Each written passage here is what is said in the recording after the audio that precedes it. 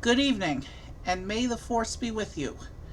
Tonight we are tonight we are returning to the galaxy far, far away as um we have some Lego tonight featuring our favorite our favorite former bounty hunter, the Mandalorian. Tonight we will be building his second ship. His first ship, the Razor Crest, was blown up in the second season. So, between seasons, when Boba Fett came around, he took over Boba Fett's show for an episode to receive his second ship, which is a reconstructed Naboo N-1 Starfighter. More on that later, but we will we will be building. Let's just get to the camera. I'm already fumbling over my words. So this is Mando's N-1 Starfighter. As you can see in the corner here, it's got Mando, Grogu, Pelimoto, who is that old lady who works at the Tatooine workshop, and one of her droids. We've seen Pelimoto use many droids over the seasons. She had pit droids. She has a BD droid. At one point, she had R5D4 of Episode 4 fame. So Pelimoto does a lot with droids anyway. But it's not just Mando we're doing tonight. I figured since we're doing a stream themed to the Mandalorian, he should have some friends and side builds. So I got here this. We're gonna open with this Tatooine battle pack to set the scene, because Pelimoto's workshop is on Tatooine. So we will open with the Tatooine battle pack, and when we finish building Mando's ship, he will be joined by some of his friends from the Mandalorian, from his Mandalorian tribe. Um, So you can see there's four differently colored Mandalorians in this pack that we will build afterwards. So let's go ahead and clear the table and get ready to build. And you'll notice I have a new tool this time.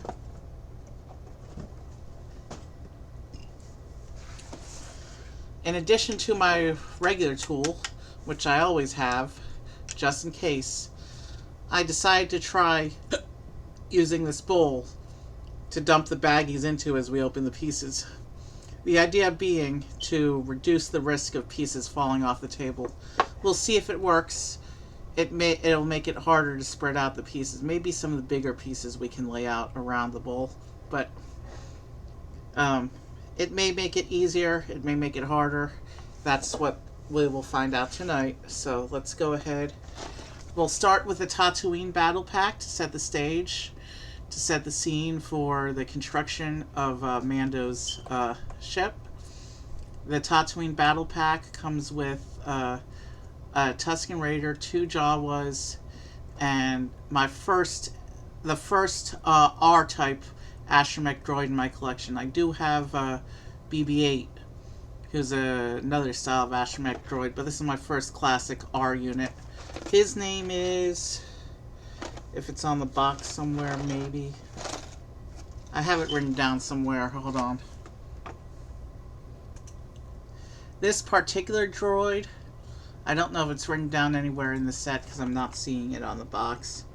So, but this one does in fact have a name. This droid is R3T2, if I'm reading that correctly. R3T2 is a background droid who's seen in one shot in the Mos Eisley Cantina in Episode 4. So front of the box, and here's what the back of the box looks like.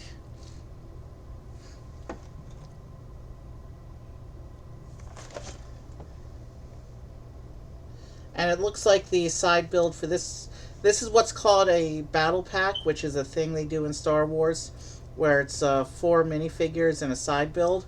It looks like the build for this It looks like the build for the Tatooine battle pack is some kind of Jawa scavenging vehicle.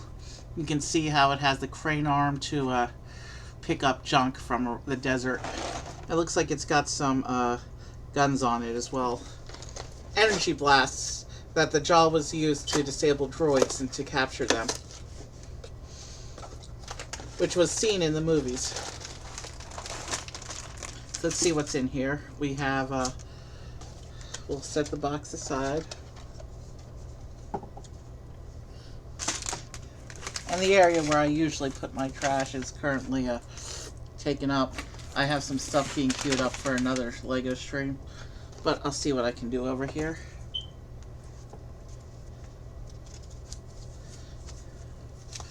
An instruction book, but by now you know what we do with the instruction books. So let's go ahead and open up these baggies and get to the pieces. A very simple loadout for the battle packs, being just figures and small side builds. There's not a lot of complex stickers or anything like that.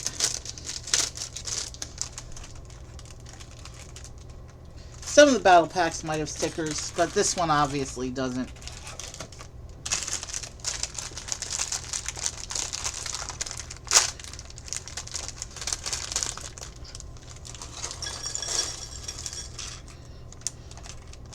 Alright. I can already see that this dish might be an issue. Let's see here. Yeah, there's not any maneuverability room in here.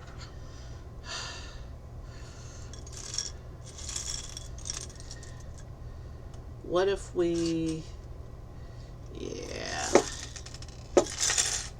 That's not gonna work.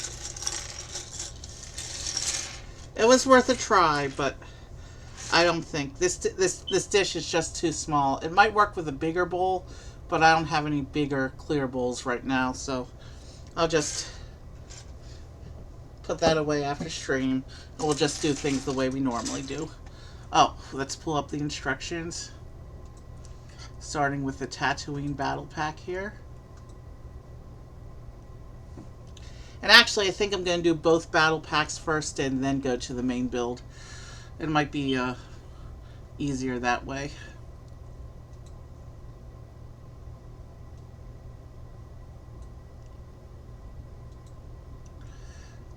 Let's see. Yeah, we have a good view now, so let's go ahead and get on with it. So we're going to start. It looks like it has us building. Let's do the droid first.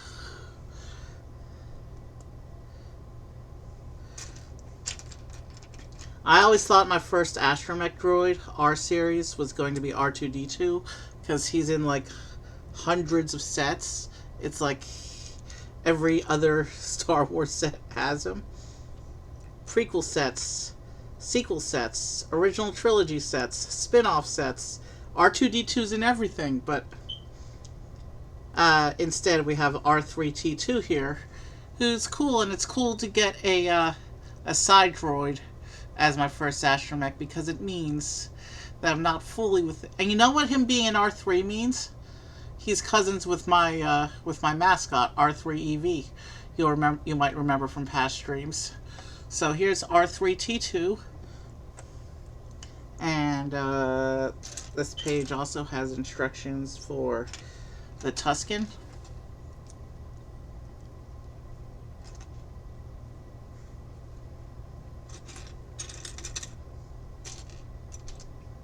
Alright, there should be a...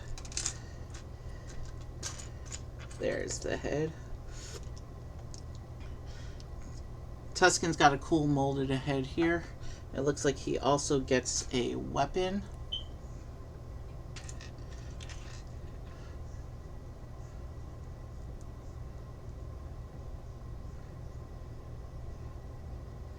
I think this weapon is what they call a gaffy stick.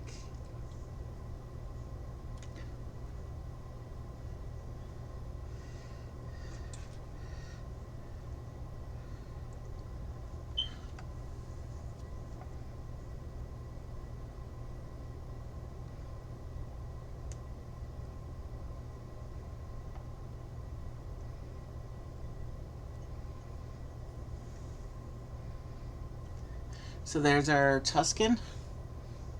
Always bad news when they're about. Except for Boba's tribe. They're kind of cool.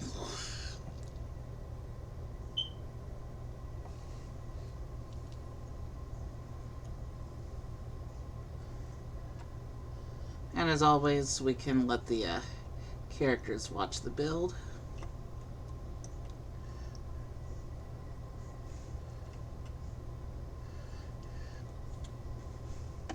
I'm gonna have to figure out a new format for the minifigure stream coming up, because I think we gotta have 50 plus minifigures on that stream.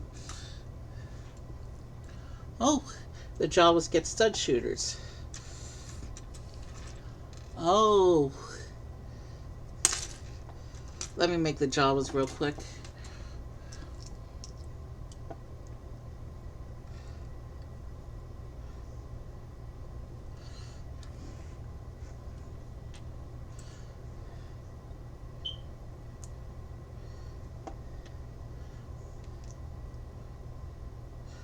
There's something really interesting about these two Jawas,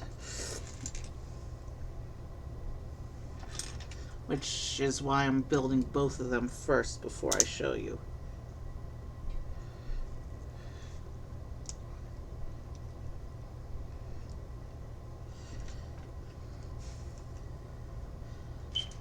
That Jawa made a weird noise as I attached the legs to the torso. I wonder about the security of these bricks. But if you look closely, these two Jawas have different robes. They have different prints on their fronts.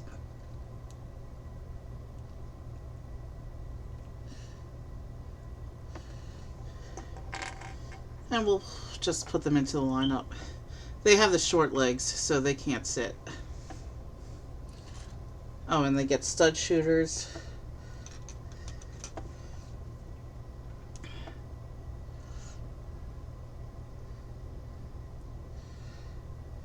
It says they're supposed to get a spare.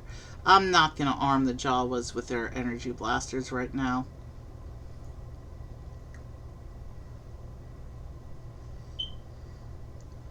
Oh, right, we forgot a piece.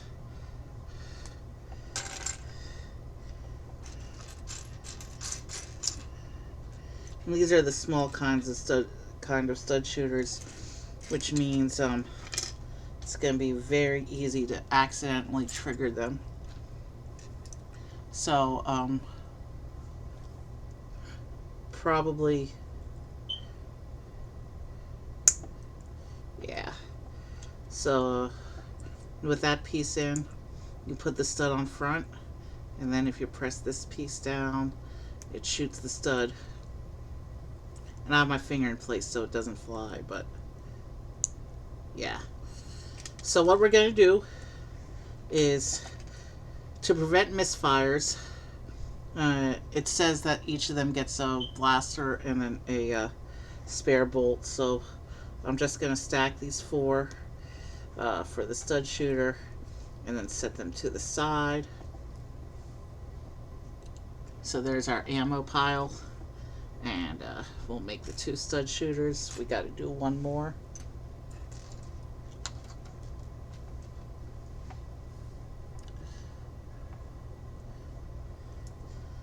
And then I'll do a quick test on this one to make sure I set it up correctly.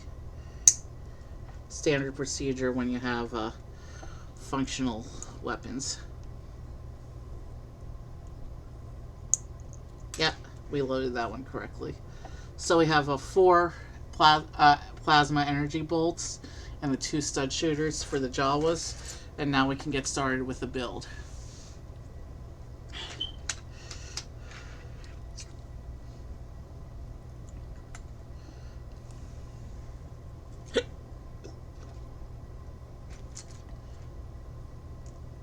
Oh, since we're setting, well, let's do the build first.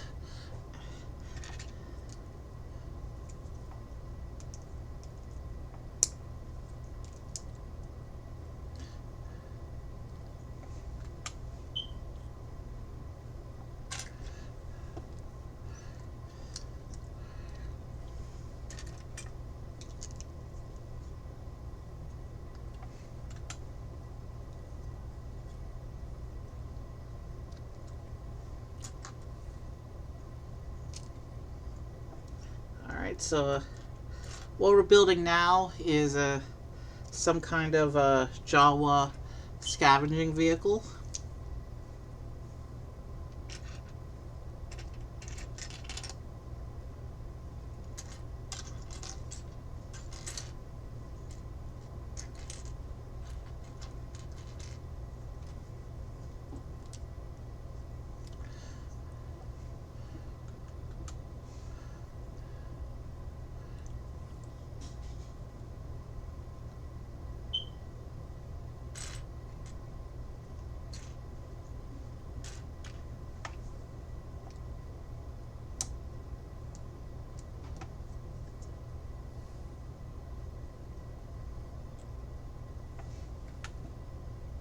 Oh, I forgot a piece, but we can fix that in a moment.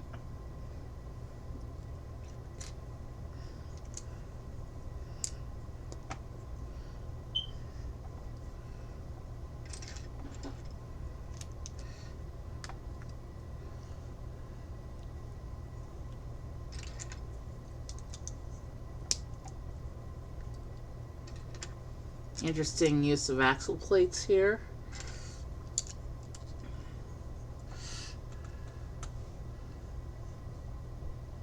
Oh, that's cool. We're using a Technic rod to create the illusion of treads. That's cool. Now the battle pack builds tend to be pretty simple, so it doesn't have moving treads or anything like that.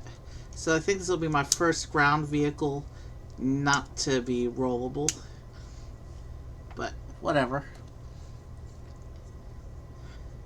I still like the look.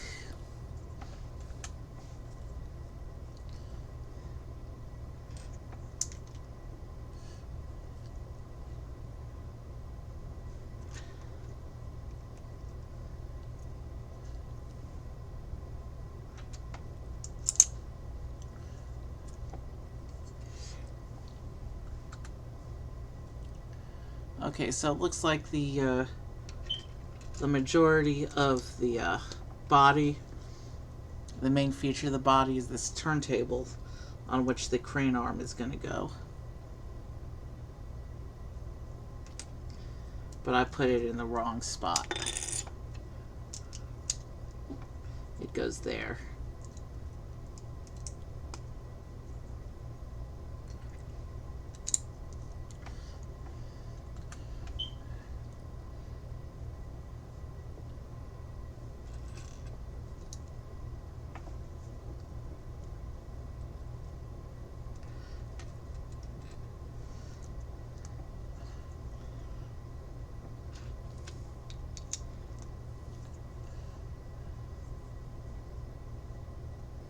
Oh, did I forgot some pieces here.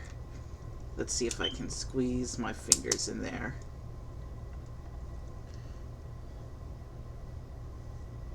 Yeah, should be good.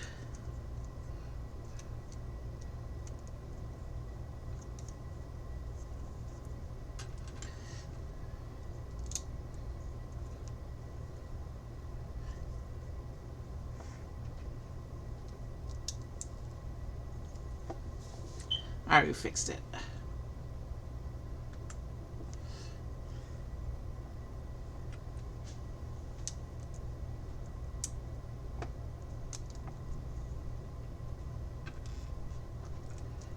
Alright,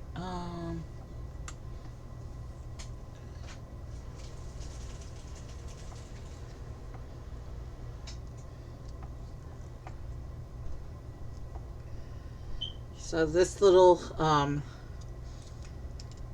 Jawa vehicle is coming together pretty effectively. I'm actually not familiar with this particular vehicle. It may be something that the Lego group made up for the battle pack. I don't think this vehicle has ever been actually seen on screen, but I would assume that it's that the Jawas would actually have a vehicle like this for when they scavenge the droids and other junk around the desert.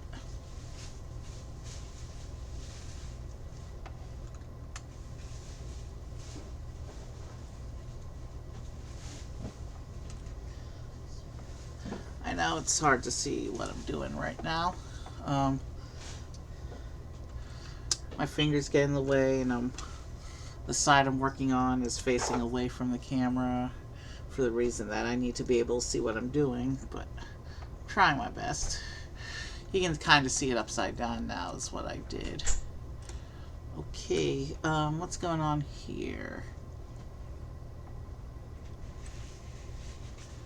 Okay, so this is another variant of the stud shooter.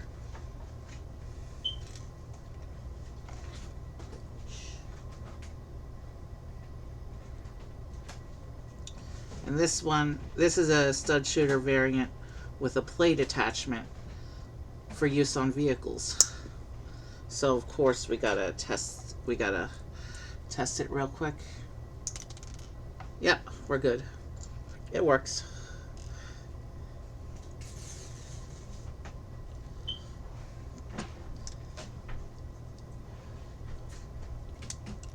I do not want to preload the guns for this model, I don't think. Might even be risky to load them for the display, because these triggers are so tiny and easy to misfire.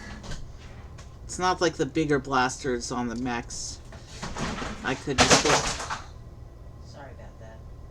I was not trying to do that. Alright. So, this detailing we put up on this side, we're now going to do on this side. So, let's see.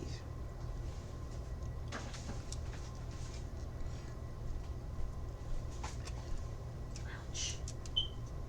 Ouch. Ouch. Ouch.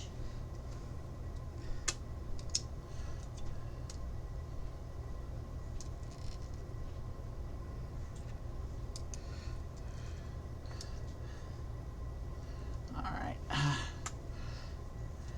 And then this side also gets a shooter. Let's find the little trigger.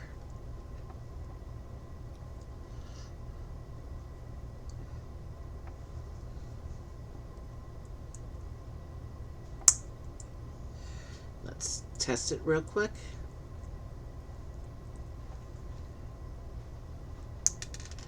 Yep, alright, we're good to go.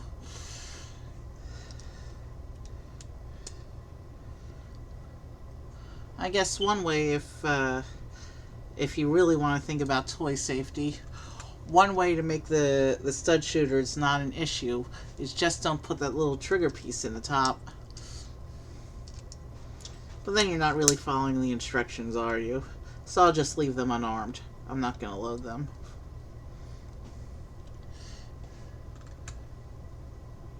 Alright, so now we're doing another bit here.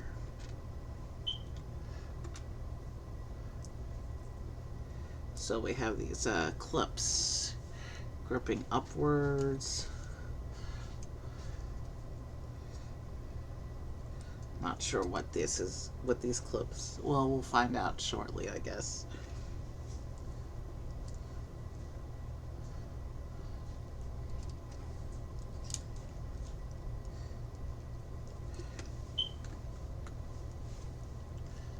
Okay, so they're just tools. There's a hammer that goes on one clip. So these are tools for the Jawas to work with to maintain the junk that they're preparing for resale. And a wrench, because every Lego set seems to need to have a wrench these days.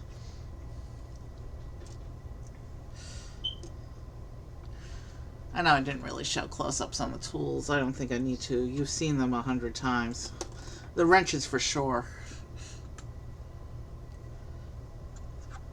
So now we're setting up the turntable for the crane, which is the main play feature of this Jawa vehicle.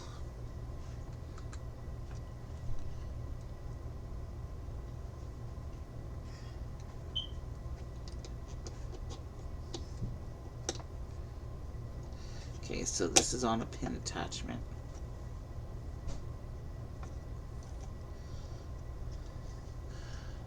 if you rotate this little pinhole thing, it rotates the whole turntable. So now we have we're gonna start setting up the first piece of the crane.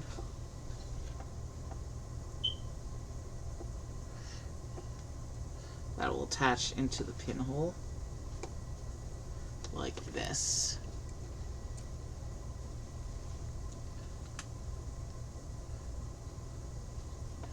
And then we have this other piece of the crane.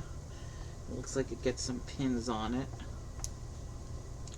These are the stud pins.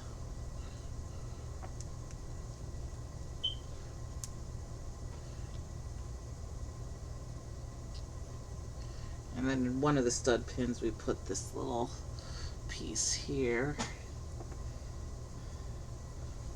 Oh, I see what's going on here. So that this section here is going to attach up to this pin like this.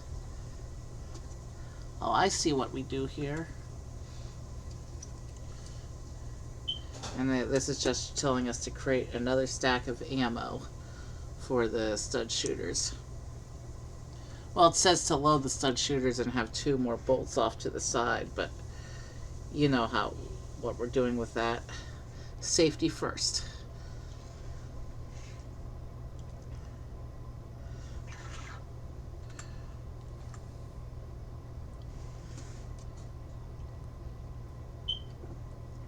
Okay, so this is the front of the vehicle here.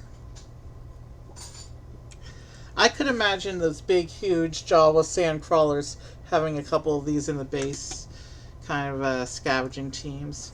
And the idea behind this little piece here, on the pin here, is that the crane rotates around, comes down, and then grabs a stunned droid like that.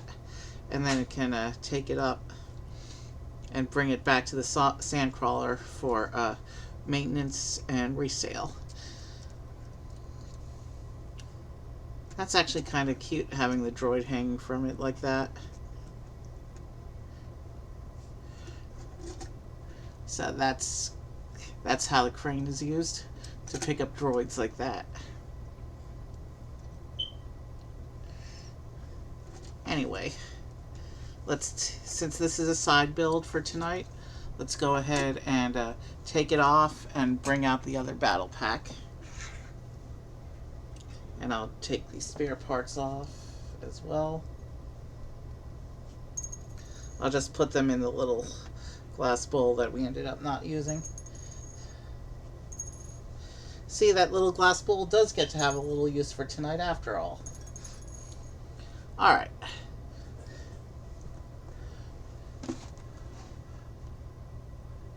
Now we're going to do the Mandalorian battle pack. I was going to do this as the finale, kind of have Mandalorian joined by his friends, but I think it's better to just get the side builds done and then do the main build. Oh, while we're setting the scene for Tatooine, I did pull down this one other special minifigure I have. This is the exclusive Blue Milk Luke minifigure. In terms of the timeline, he doesn't fit into the scene, but because he represents because this particular version of Luke represents Tatooine, I thought I'd pull him to set the scene anyway. That little bantha print milk carton block is exclusive to this set, and you can get this blue milk figure for, I think he's going for about $40 now. So yeah, you can still get him. He's not particularly rare or anything, but he's on the expensive end for individual minifigures because of the exclusivity of the blue milk. But now we move on. Alright, let's put the blasters behind the Jawas.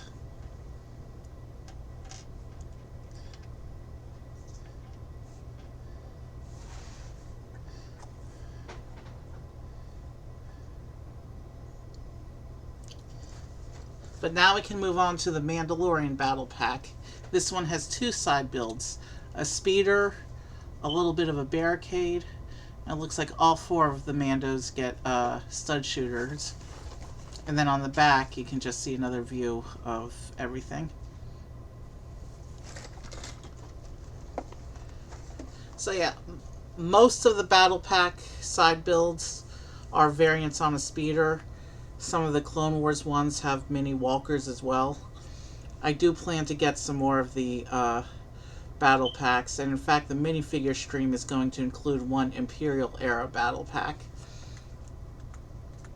which you will see, I guess, in a few weeks. Alright, so yeah, it looks like all of the Mandalorians get capes in this set. Alright, so this first one shows us details on how to set this up. It looks like each Mando gets a stud shooter with 2 bolts.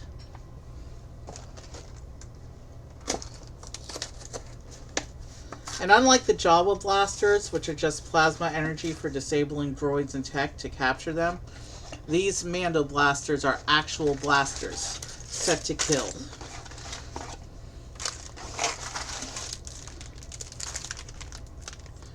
And we also have a... Alright. It's going to take us a time to set up the 4 Mandos, I think. So this first page shows us generally how to put them all together. And it looks like they all have black heads. What they used to do for the clone and stormtrooper and other helmeted characters, the heads used to be solid black until they started printing faces underneath. This set was released several years after they started printing heads underneath, but because it's just a battle pack, it's cool anyway. So, but remember, in the Mandalorian, his tribe members aren't allowed to remove their helmets anyway. So we're not supposed to know what these Mandalorians look like. So there's the instruction book.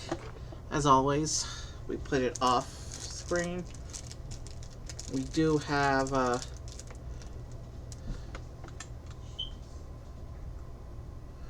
alright, so 2 of the Mandos are going to get these antenna bits. We also have some viewfinders. Those are generally only used by the clone troopers. None of these pictures have them on them, so, but 2 of the Mandos are showing having the antenna, so. But you know what? My set. Let's put the antennas on all of the Mandalorians for, you know, a little bit of consistency. Even though the instructions say to only put them on 2 of them. So let's get out the antenna, and then I'll dump the viewfinders into the spare parts bag. I really should be opening these after I do the rest of the pieces. I just realized I didn't open the rest of the pieces yet, but that's okay. Let's get these open. So we have our antenna out and ready to go. We'll take these we'll take the visors off since we won't need them for this set.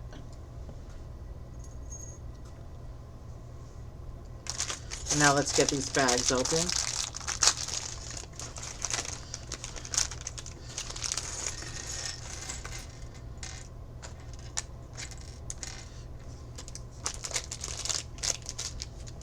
So I'm actually going to build the 4 shooters first. I'm going to put the 4 blasters together first. It'll be easy. I can set them aside.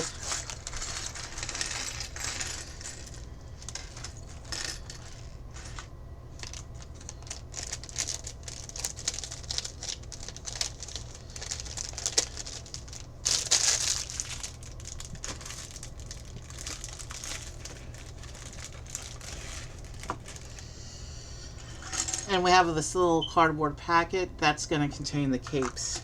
So we'll open that up in a few minutes. But first, let's get the blasters put together. And as I do standard with the blasters, I'm going to have to test them before disarming them. So I will need to pull 8 of these studs for our ammo pile. Alright, there's one.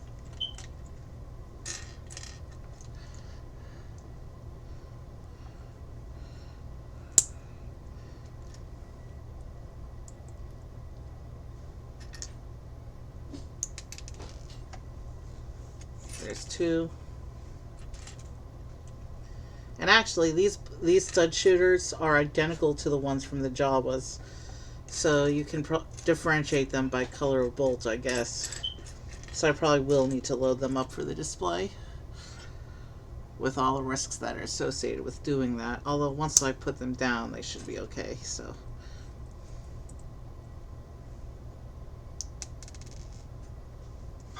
3. Alright, we just need one more. We just need to set up one more blaster here.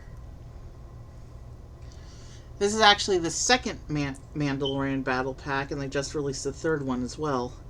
The first Mandalorian battle pack was many, many years ago, long before the TV show. And all the Mandalorians had the same colored armor. Alright, the blasters are ready to go. Let's make our ammo piles. And instead of making 1 stack of 8, I'm gonna make 2. I'm gonna make 2 stacks of 4, like I did with the other set.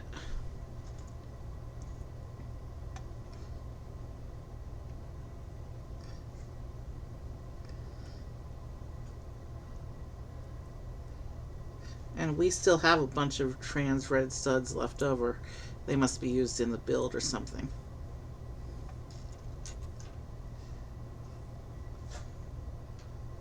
Alright, now let's start building the Mandos.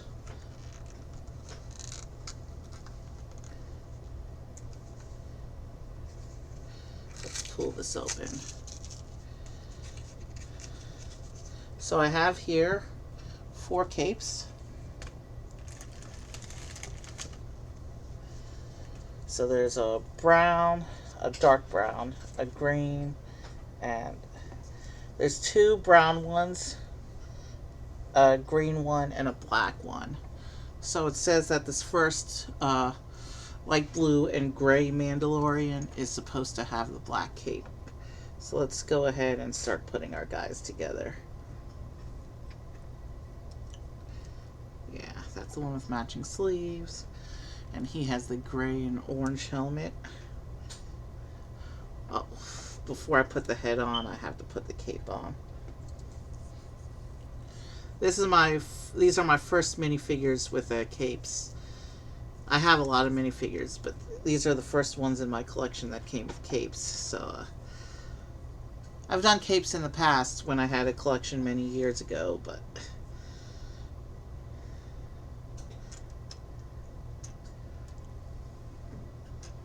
alright, so now we gotta find the matching helmet.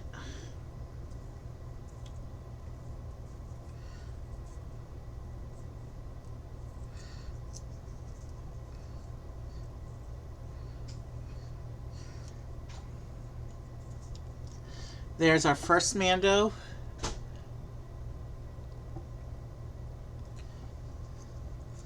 And let's sit him down to watch the build.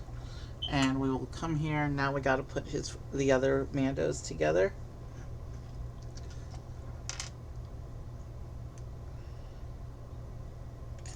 There's one with dark blue legs and green on the chest armor. That'd be this one. I do appreciate the many different color schemes involved here. It shows the individuality of Mando tribe members. And then the green helmet. But I just realized I forgot to put his antenna on, so let me do that real quick. I thought I saw a smudge on one of the helmets, but it's actually part of the printing. It shows that these Mandalorians are battle worn and ready. which is kind of the point. Mandos are a proud warrior race. And even though they're not allowed to take their helmets off, there is a big...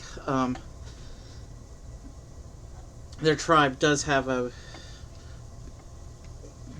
big commitment to the idea of family and things like that, so they're not all bad.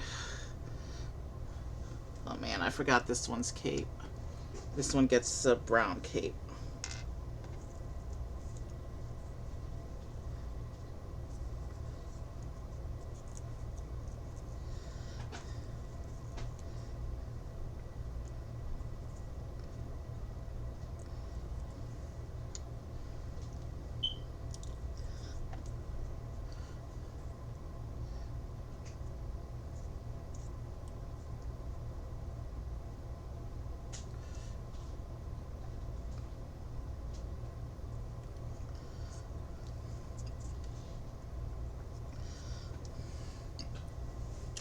So here's our second Mando.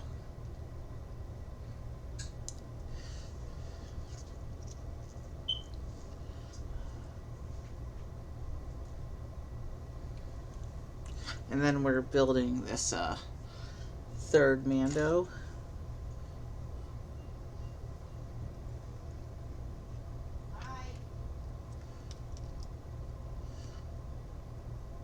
Alright, we're not going to forget the cape this time.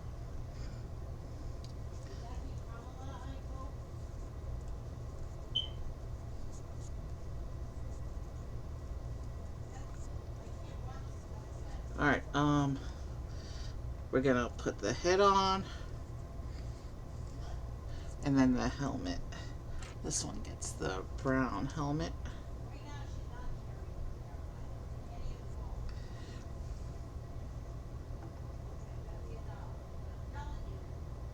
Alright, excuse me. So there's the, there's our third Mando.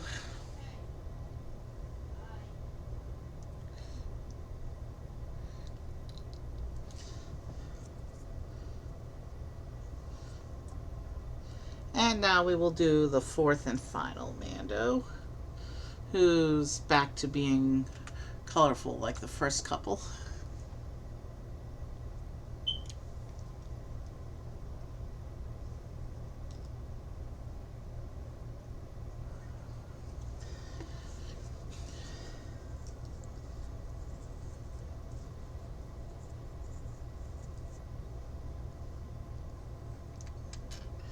There's the last head.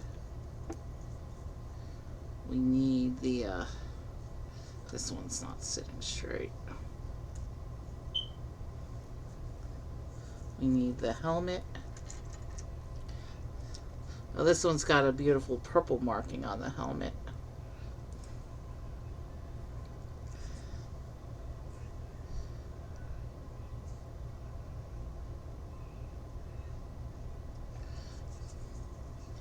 And we have here the fourth Mando.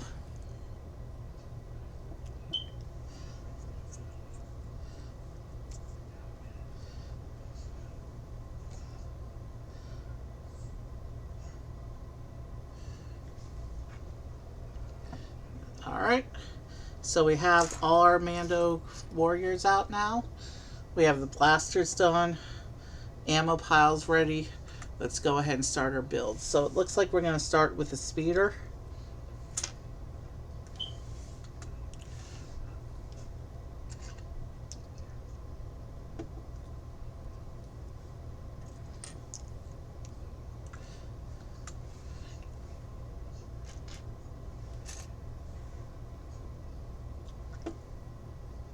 Wow, we're already 45 minutes into stream. We haven't gotten to the main build yet, but that's okay because I had made the decision to do the battle packs first, so.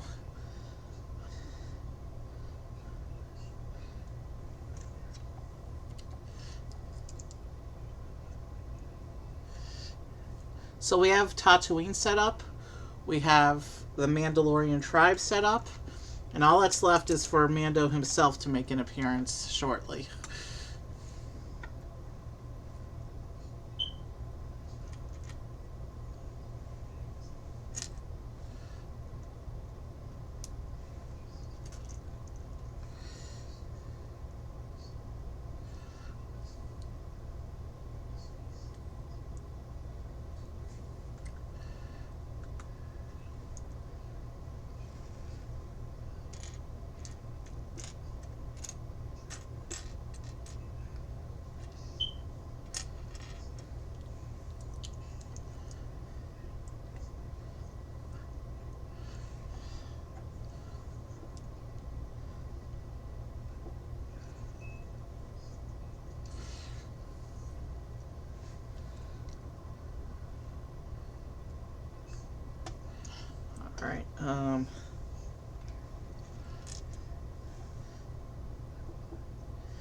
The Mandalorian tribe wasn't actually based on Tatooine. They were based on another planet called Navarro.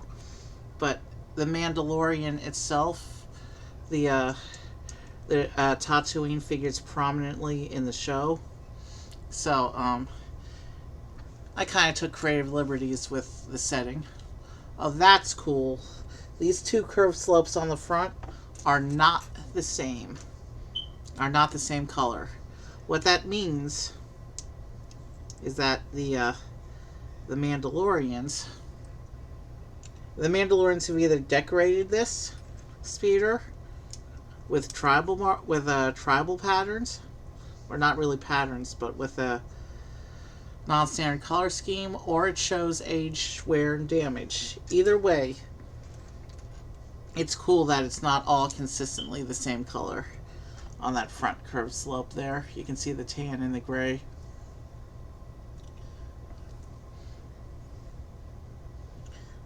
I do appreciate subtle design variants like that that show that this speeder has actually seen action.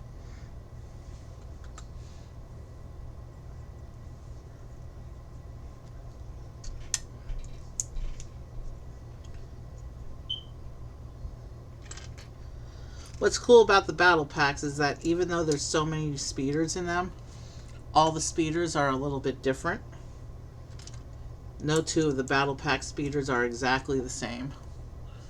Although some of them, the ones that are based on standardized models, do tend to be a little bit similar.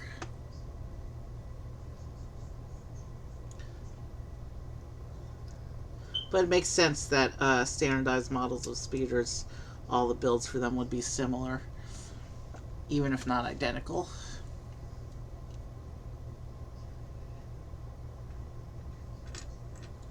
Oh, there's two more blasters in this pile here, which means we're getting even more weapons. I don't know if they're on the speeder or on the barricade, or maybe one for each. Alright, where's that little squirrel slope that it's asking for?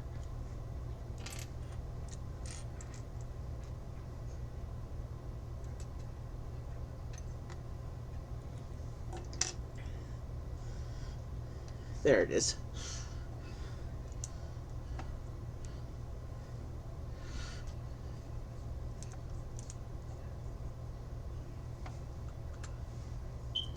Okay,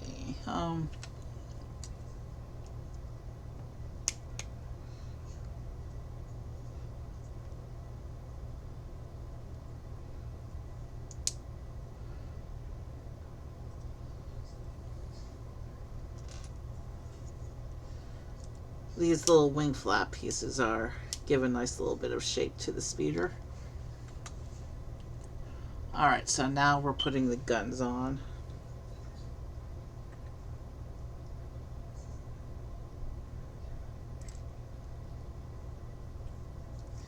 And like the Jawa vehicle, this is the version of blasters that are on plate attachments, so you can put them on the vehicle.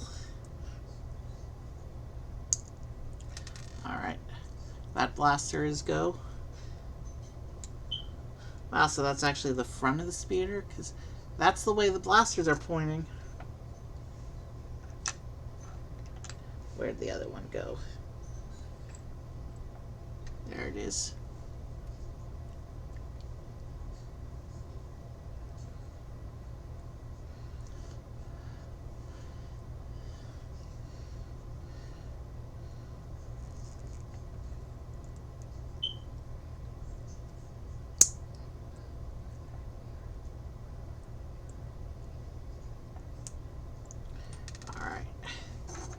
So the blasters are now on the speeder and tested.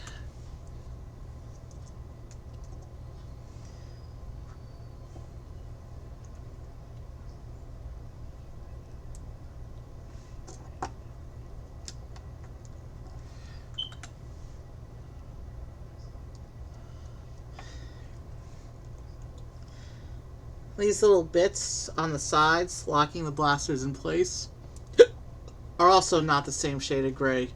So they have color variance going on, just like the slope in what I now think is the back, what I was previously calling the front.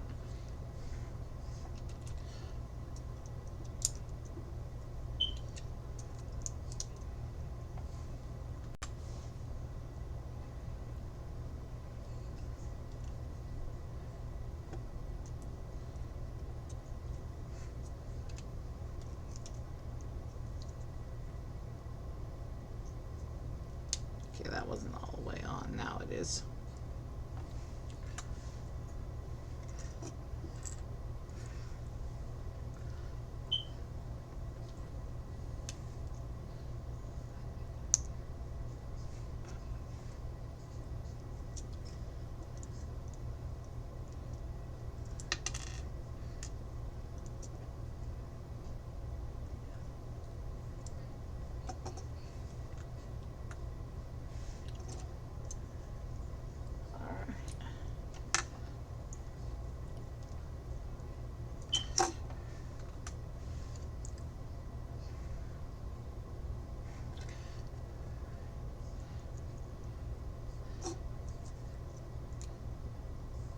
So yeah, this speeder is interesting in that what visually looks like it should be the front is actually the back, and what visually looks like it should be the back is actually the front. So that's a cool twist on expectations there.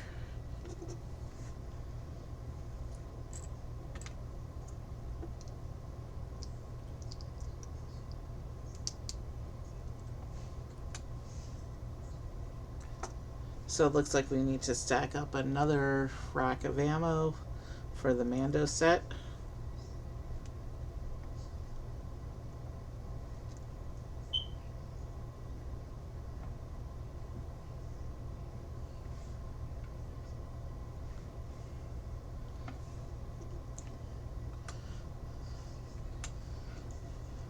So here's the little speeder.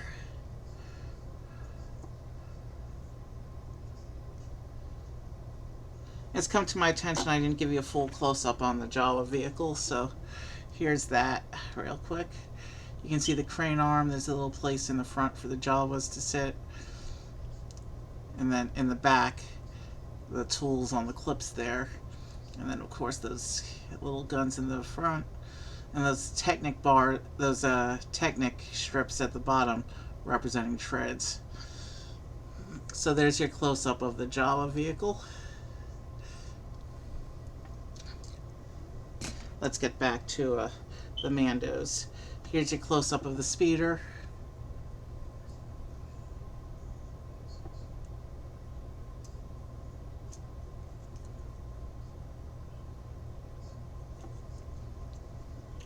And since we're still doing the set, there's another build in the set.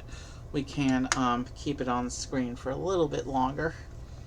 But it'll have to go off screen when it's time to bring in the main build. We've now been going about an hour. And we're almost done with the Mandos.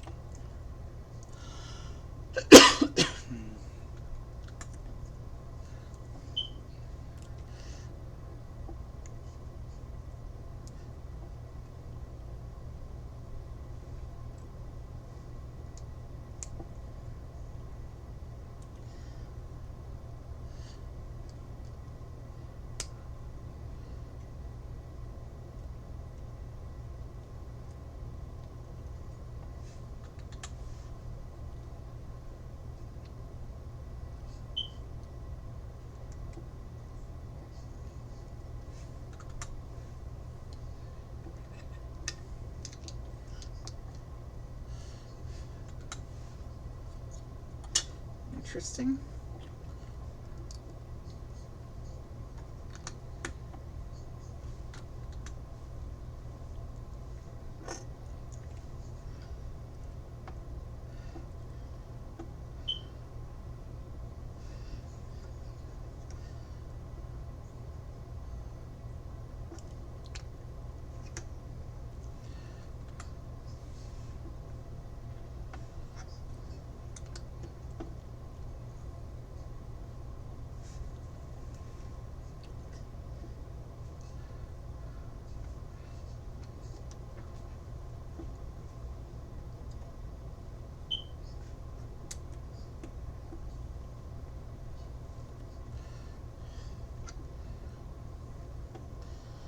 So it's not so much a barricade, but what looks to be a natural rock formation for the Mandos to hide within for an ambush. In fact, that's what the picture is suggesting. You can use this little stud on the jumper for a Mando blaster and set up a little ambush point. So this is what the little bit of rock looks like. And you're meant to stand a Mandalorian in here, and this little bit here, and put one of the blasters up here on the stud. Like this. This is how it will look when a Mando is setting up the ambush spot.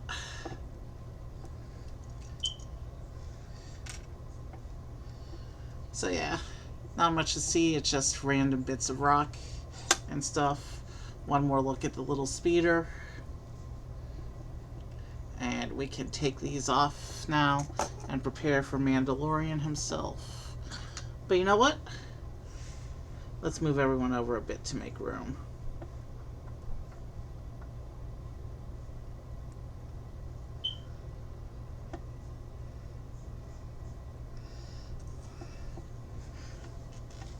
And once again, we'll take the spare bits off.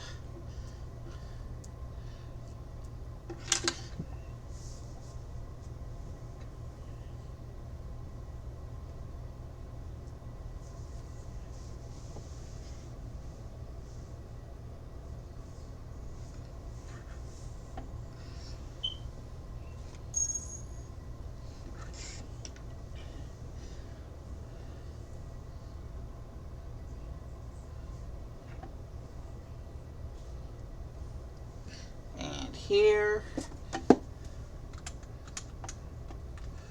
that's cool. The spread showing all the sets from back then.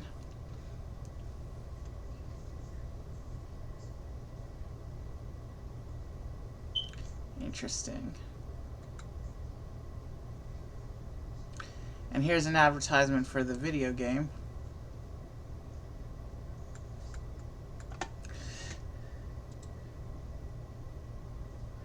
Did the other battle pack have? Yeah, the other battle pack had an advertisement as well. Here's a bunch of sequel trilogy stuff. I see some First Order stormtroopers in the First Order version of the AT-AT. And some figures. Here's some Clone Wars stuff too. There's sequel trilogy and prequel trilogy stuff in here. Interesting.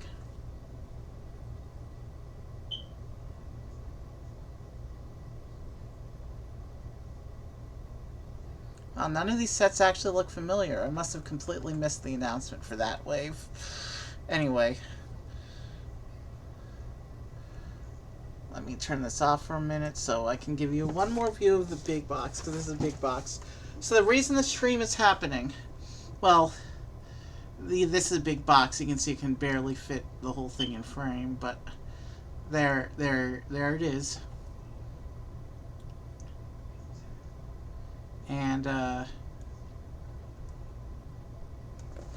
picture on the bottom. Okay, so the little minifigures on the bottom here actually are Boba Fett and Fennec Shand from the Boba Fett show. That represents that this set is a technically from the Boba Fett show, from the episode that the Mandalorian took over on the Boba Fett show. It's so Boba Fett basically became Mandalorian season 2.5. We're not going to go into that. It was controversial, but kind of cool, but controversial. But there's a back view. You can see that. And again, they're going with LEGO's recent tradition of having vehicles on the back of the box shown from the back side of the ship. You can also see, well, let's just get into it. This box is big and it's in the way. And I'll pull the instructions back up as well.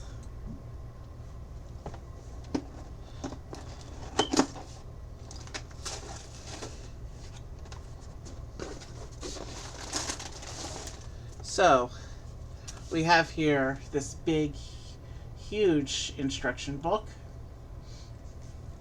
which, of course, we will set aside.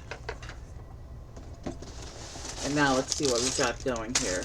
We do have numbered bags for this set. We have 2 bags labeled 1. And I just dropped something. Hold on. And we have a bag labeled 2. Are we supposed to have 2 bags labeled 1? Because that doesn't sound right. Oh, and we have a very tiny sticker sheet with only 3 stickers on it. Stickers are going to be super easy. Barely an inconvenience. And what's the spit that I dropped here?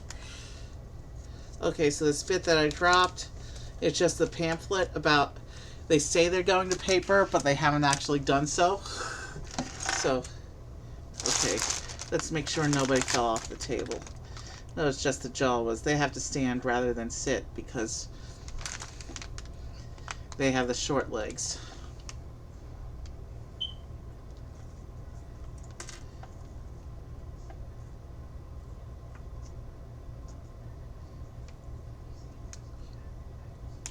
But we saw how close it came to falling off, so I moved everyone in a little more. Let me flip through these instructions real quick and make sure we're supposed to have 2 number 1s. So the reason this stream exists, Lego Star Wars is one of those themes I don't know what to do with, because Star Wars has been going on so long and is such a big Lego theme that's kind of overwhelming to get into. Star Wars is so big, like where do you begin? But the thing with Lego Star Wars is Star Wars is my main thing. So yeah, I don't see a bag 3 in the instructions. We go into bag 2 about halfway through the build. I'm looking through the paper instructions real quick. So it looks like bag 1 is like the whole body of the ship and Mando himself. And then bag 2 we get the other figures and then the engines of the ship, so, and the cockpit area. So it looks like bag 1 is in fact meant to be bulky. So let's go ahead and set aside bag 2. We'll open both bag 1s and go from there.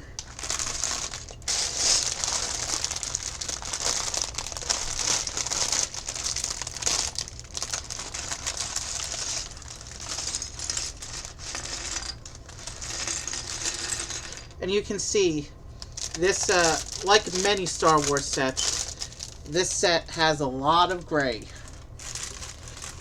Gray is the most commonly used color palette in Star Wars.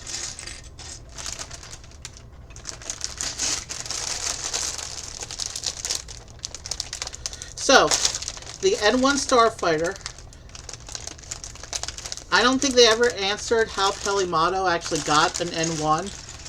Because unlike most starfighters, unlike most non-Imperial starfighters, which were mass-produced by various ship engineering corporations, the N-1 starfighter was specific to the Naboo security forces for the planet Naboo.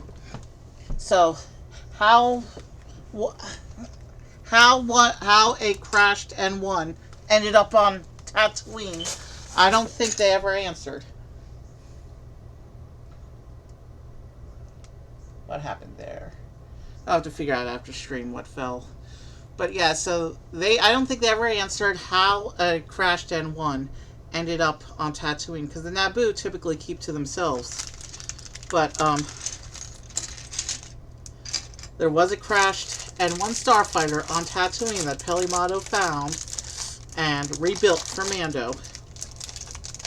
And she even and the N-1 traditionally had an astromech port on the back, like many starfighters do. But Mando had his astromech port converted into a second cockpit with atmosphere support.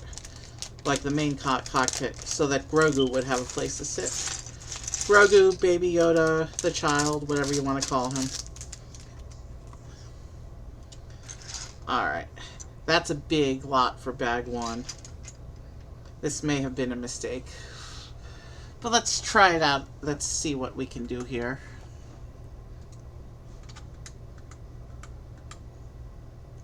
Oh. We have a new brick separator. We have the orange one this time. Orange is the standard brick separator. About 70 to 80% of the sets with brick separators come with the orange ones. And this is my first orange brick separator. I have 2 of the teal ones. Teal appears occasionally, and then there's a very rare green variant that I think was only in 2 or 3 sets. But I'm swapping out to my new brick separator for this one. I figured it came in the set, we may as well make it available. Alright. Here's a huge stack of parts that we need to find the minifigure parts for. So we have a head here. And wow. A lot of these parts are big plates. This is going to be an issue. We found the helmet. We also need... I'm holding his torso. We need to find his legs and his jetpack. There's the jetpack. And we need to find the legs. Minifigure legs have a distinctive shape, so even with this many pieces. Unless it's covered. There they are. Oh, and he's got arm printing. That's cool. Alright, so we'll put him together. And I know he's not supposed to take his helmet off, but he does in the show on 2 occasions. So here's what he looks like without his helmet.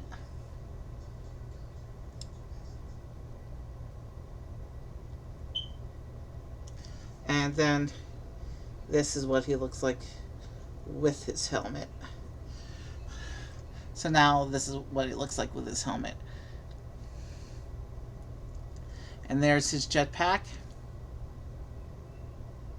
Let's see if I can get the light to hit it better. So he has a jetpack instead of a cape. And he's also going to get a weapon here. If you'll pardon me why. Wow, it's going to be hard to find those parts. Let me think how we're going to do this. Let's see. So yeah, that's definitely a lightsaber setup with a black blade. So what we're looking at here is the dark saber. In this set, he wields the dark saber, which is the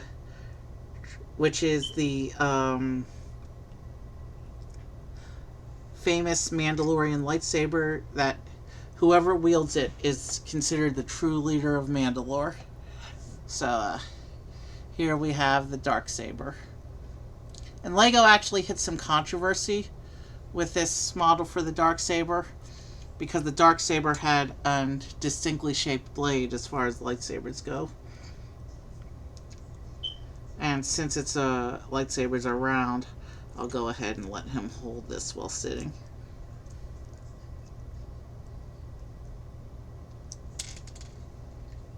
Well, that was almost a disaster.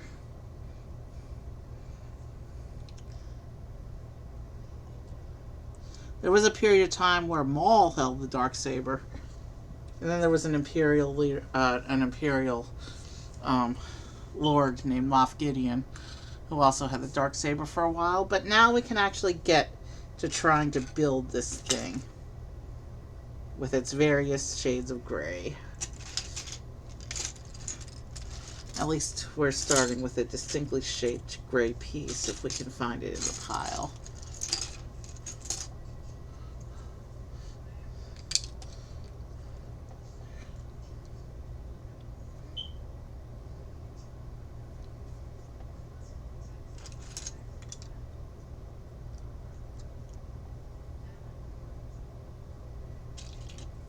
Alright, so these will go on like this.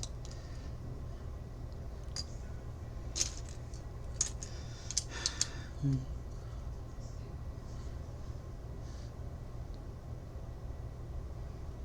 then we have these long plates.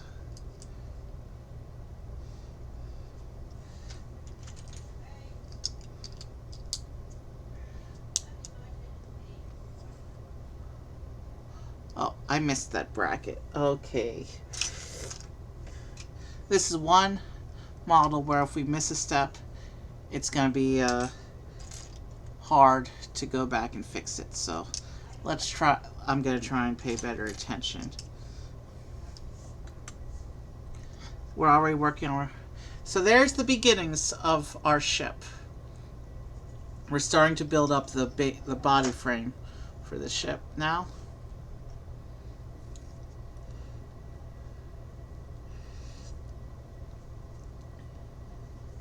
Okay, now we're looking for these slope pieces.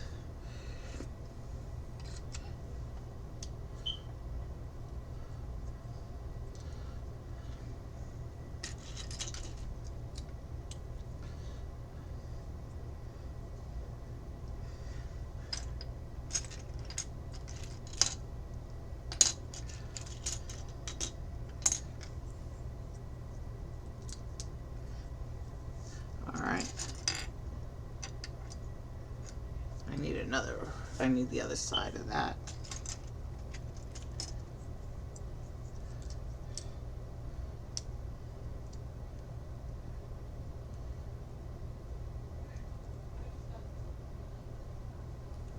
And then there's this brown piece, a brown jumper tile that goes on here like this.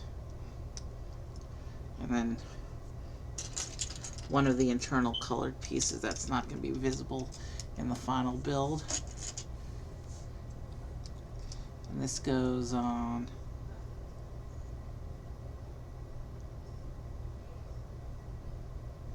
wow, is there a printing? No, there's not a printing error. It's just the angle it's at. Yeah. It makes sense. The picture makes sense now. Alright.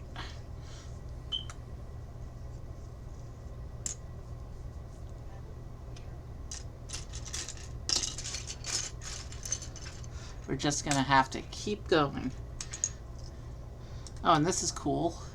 This is a piece we're going to see a lot of on an upcoming stream. This is the kind of part plate, part tile piece they use for the collectible minifigure series display stands. Most of the CMFs come in black, have these in black, but a few of them have special printed ones. Some of the licensed ones.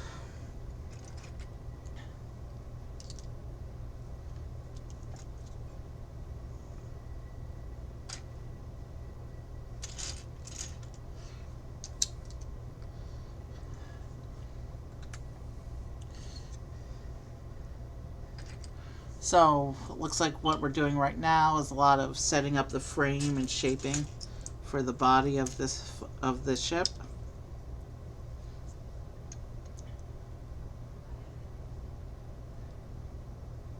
So is that a brown panel?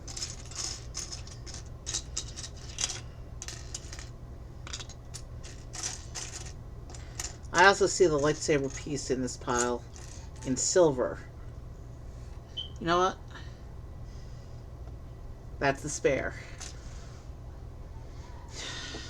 We got a spare lightsaber hilt, but we have another. I forgot the bars and the hilts are both considered spare pieces. We have a whole spare darksaber here. We're going off book here. He gets double the darksaber. Which one's the real one? Is either of them the real one? Who knows? But Mando's gonna dual wield. Because, hey, this is my version of the story, and they gave us a spare darksaber.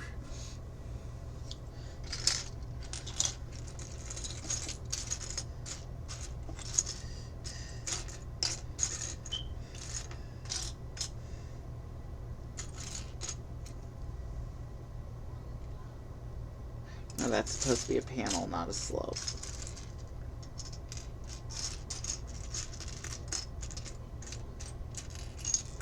So yeah, that's why there were two bag ones, because bag one had a lot of big plates. It's got to be this piece. You know, what page are we on? I'm going to consult my instructions and make sure I'm looking at it correctly, because I want to make sure I got exactly the correct piece.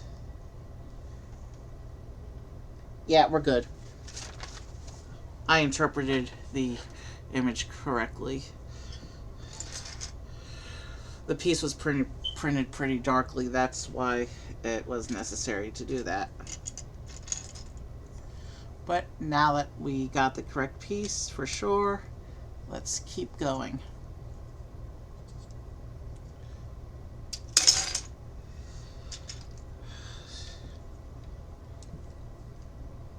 Let's try not to scatter pieces off as I build.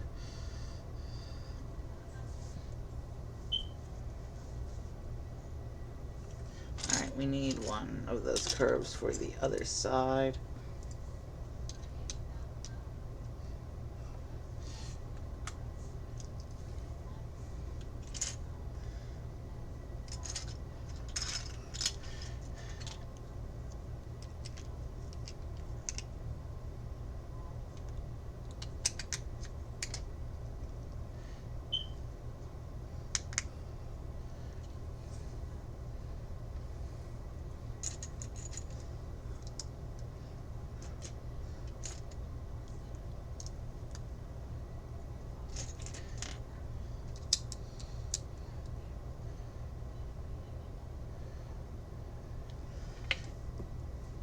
And then there should be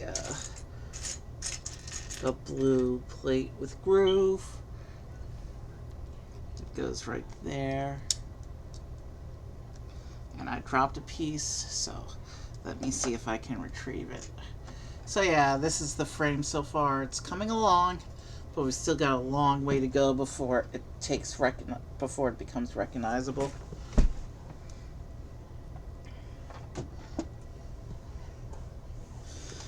I need to see what fell on the floor. Excuse me a minute.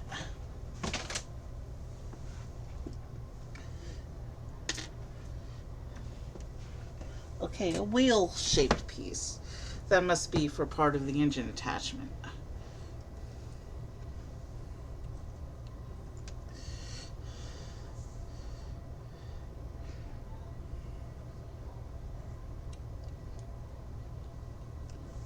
Alright, let's keep going.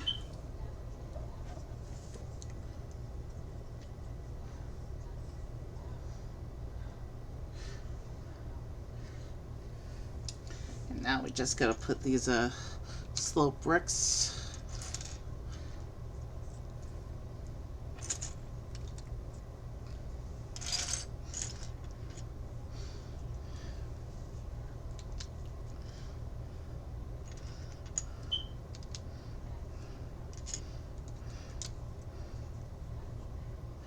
And then some more of the curved bits.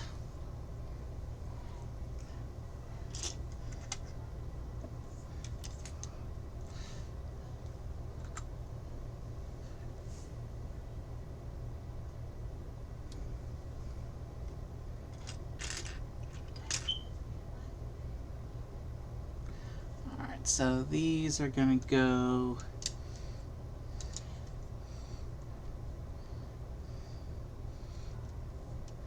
here.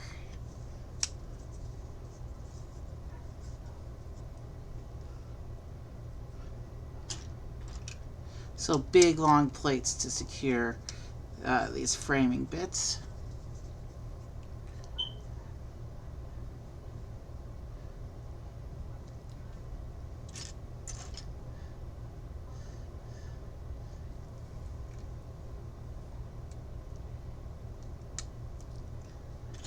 I have a bigger bowl I can try using on the next stream, but as I can see from this parts pile, any bowl would not have helped me tonight.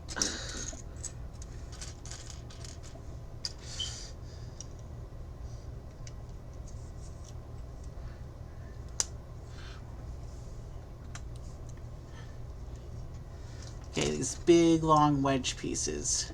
We see these used in a lot of Star Wars ships.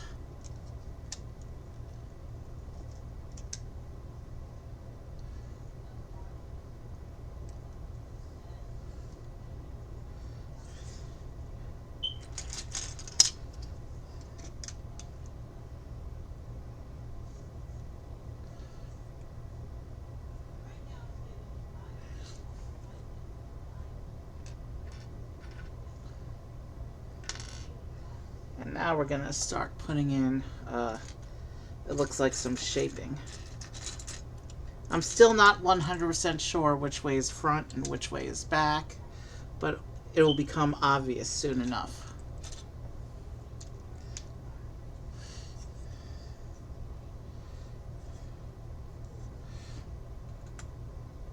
Alright. We need to do a sub-assembly. So here's the beginnings of our ship so far. And I actually need to set that off the table for now, because it's too big, given the nature of the parts pile for this set. I just as easily would have made that bag 1, this assembly would have been bag 2, and maybe the rest of what's here, and then made that bag 3. If it was me dividing the parts, that's how I would have done it, because this part pile is ridiculous.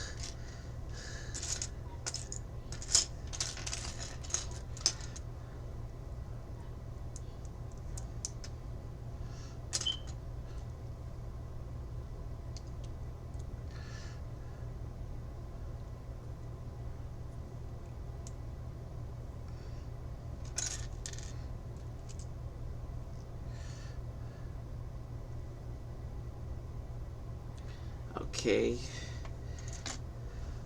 I need to look at the instructions again. We're on page 16.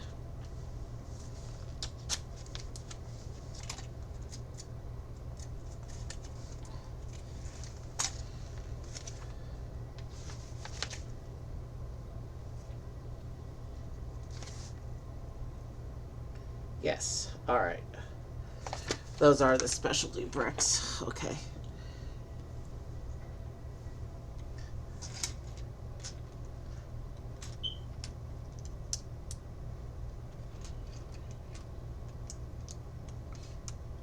That's what I thought, but I needed to be sure.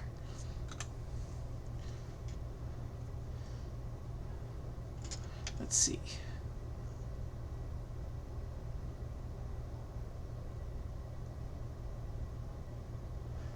That's a 2x14, I think.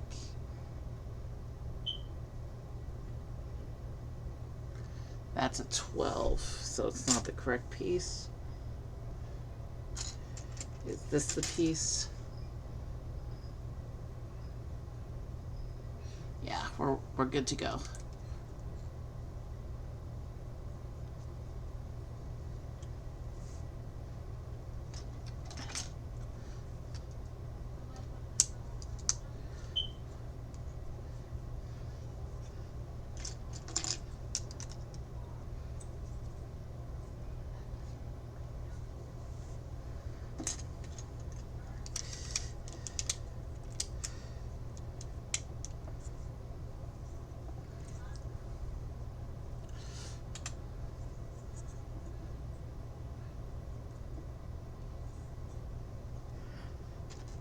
Here's some more of the wedge bits. It's not clear exactly how they're supposed to line up.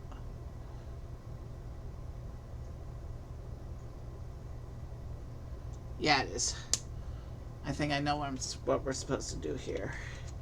I think it just lines up evenly along the other gray like this. And then we put this little orange plate in.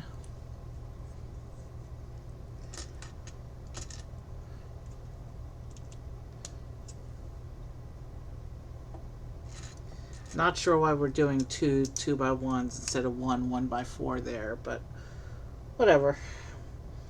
We achieve the same result.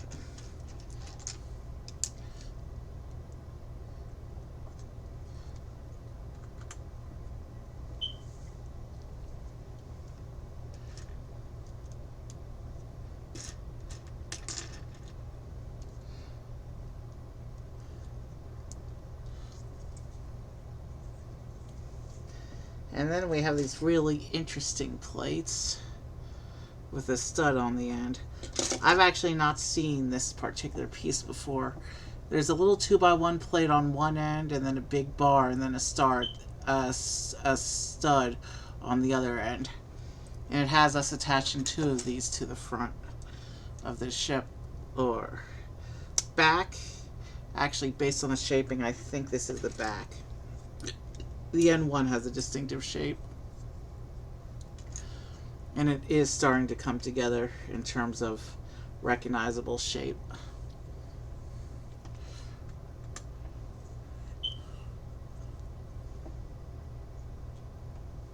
So now I just gotta find that little gray plate, which is this. And then we have this weird shaped gray slope piece. And it gets another one of those little orange plates on it, like this.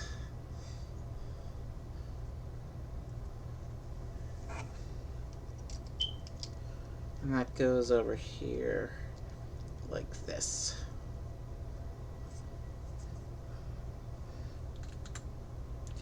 And now this sub-assembly gets a sub-assembly. Okay. I should have seen this coming. Yeah, I can probably forget about doing some of the sets on my wish list on stream if this is my setup. There's a couple really big sets on my wish list. Actually,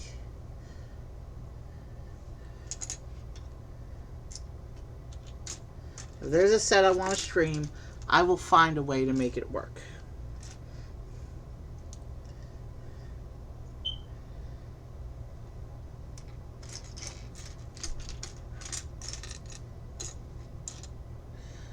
The next stream is going to be a Mario stream, I think.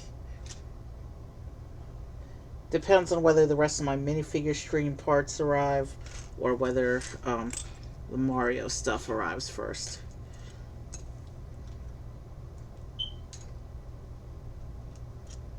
So there should be a little black piece with a attachment that goes on the clip on this plate. But I'm not... There it is. It is asking for a black bar piece. So maybe I don't have an extra dark saber. But the bars are often doubled up, so... And the spare bits. So maybe I was wrong about assuming that there's an extra dark saber, but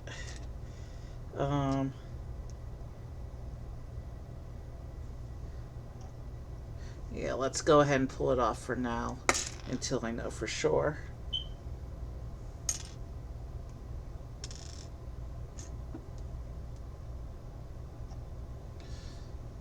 It's okay. The dual wielding was fun while it lasted, but we gotta make sure we can build the actual model, so. Lots of little pieces going on right now.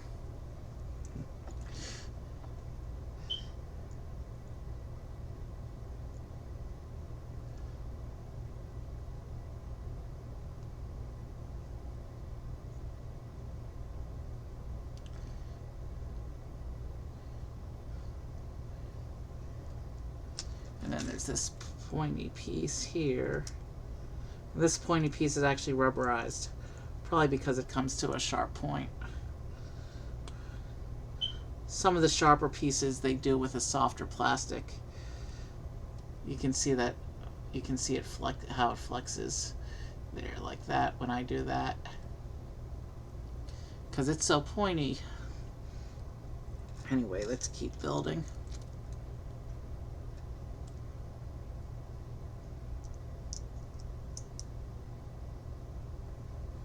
So, N-1s, as used by the Naboo, are typically painted mostly yellow with a chrome finish across the front. But of course, this is a crashed ship, so it has a straight gray color scheme after being rebuilt. Alright, so we come back here. It says this plate attaches here onto these studs here. So I'm assuming that bar goes down between the other bars like that, maybe. And then this whole section attaches to the other thing. So this assembly here is actually the back of the ship, the tail. The N-1 Starfighter has a distinctive tail cone. So this brown jumper tile is going to be represents the front end of the ship. A section which does not yet have any shaping. So this part needs to line up with this. And then those little, yeah, the tips of the wedges line up on those slope bricks like this. And then I should be able to push everything together to secure it.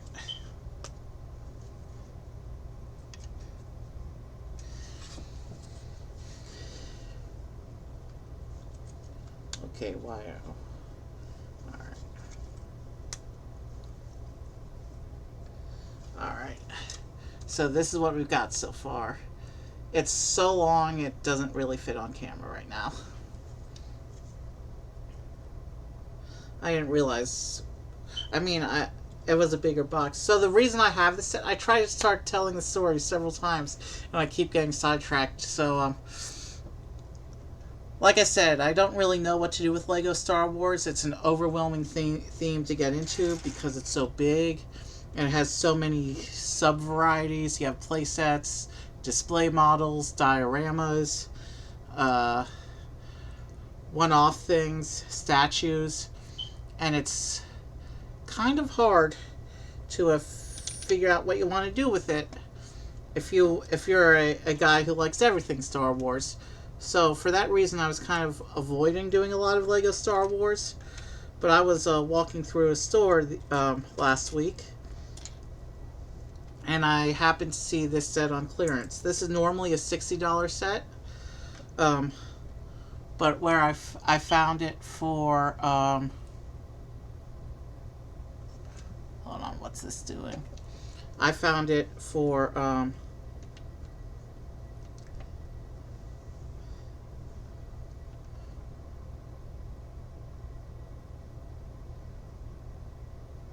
confused. Hold on. It's a normally $60 set, but I found it for $30 randomly walking around a store. So picked it up, and I was gonna stream it like the next day, but I had the realization that the two battle packs would be thematically appropriate side builds. And so I had to wait for the eBay orders to come in. Alright, let's see how we're going to do this. I think it says to do it like... Okay, I see how we're supposed to do this. I didn't even need to go into the big book that time. Alright.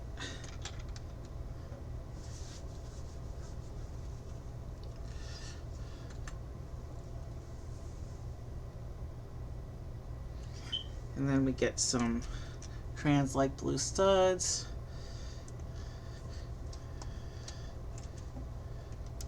These are probably just internal connection points. Maybe. But it gives a suggestion that we might see some stud shooters shortly.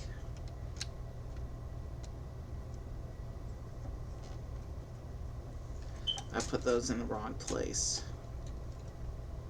They're supposed to go over here on this level.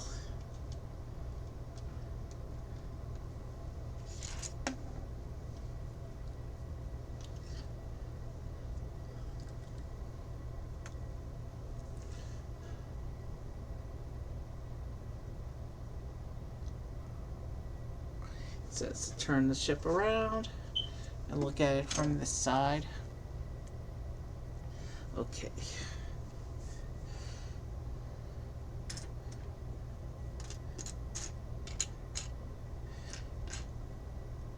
This is easily going to be one of the biggest display pieces in my collection when I finish.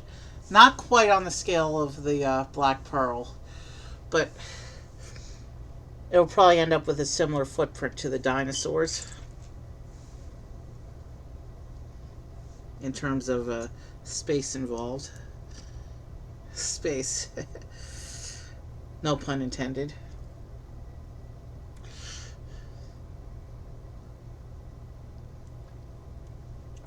Alright, I need to find another one of those bricks.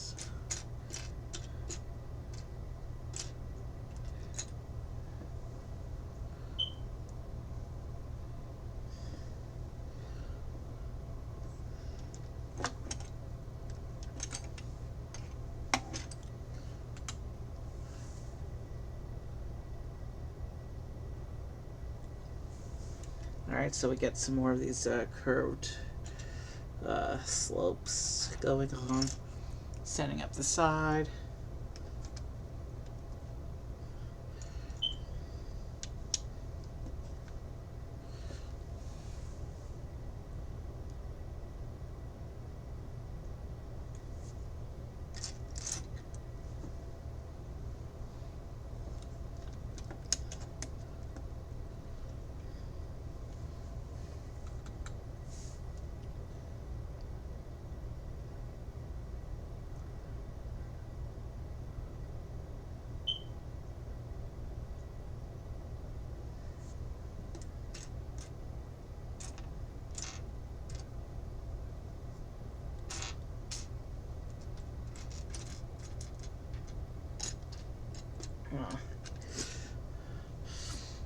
It's always nice finding Lego on clearance.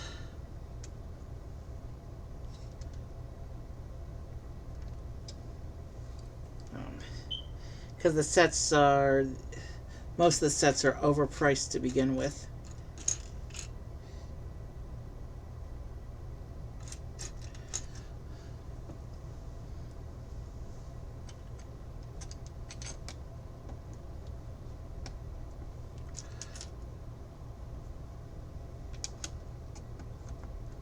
So it looks like we're setting up some body shaping now.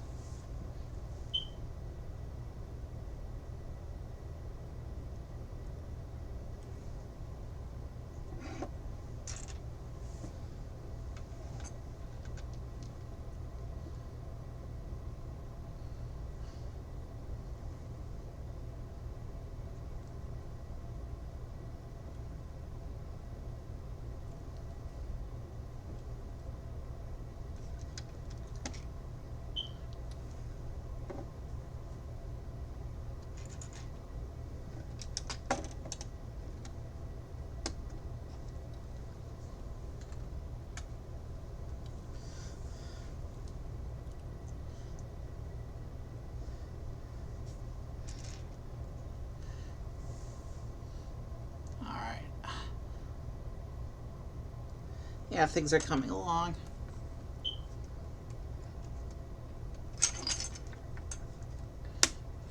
There we go. This is one of the most unwieldy parts pile and model combinations I've had to deal with on this table. I think we've found our limit of set size. We're getting through this one okay, but it's a challenge, so I think we found our limit of physical set size that we can deal with on this table.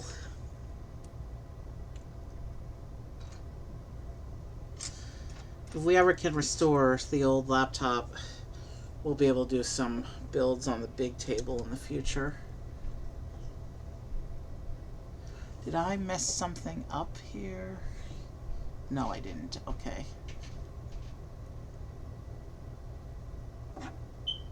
No, I'm good. I got confused for a moment.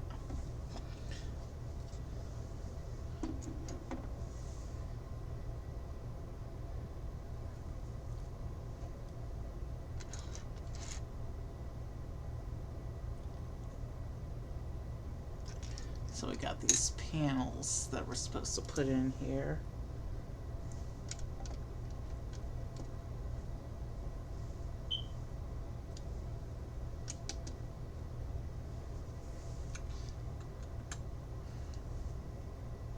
So yeah, this side is built up differently from the other side. So it's cool how the two sides are not exactly the same. It shows that this is a rebuilt scrapper model. A ship that was granted a second life after otherwise being dead.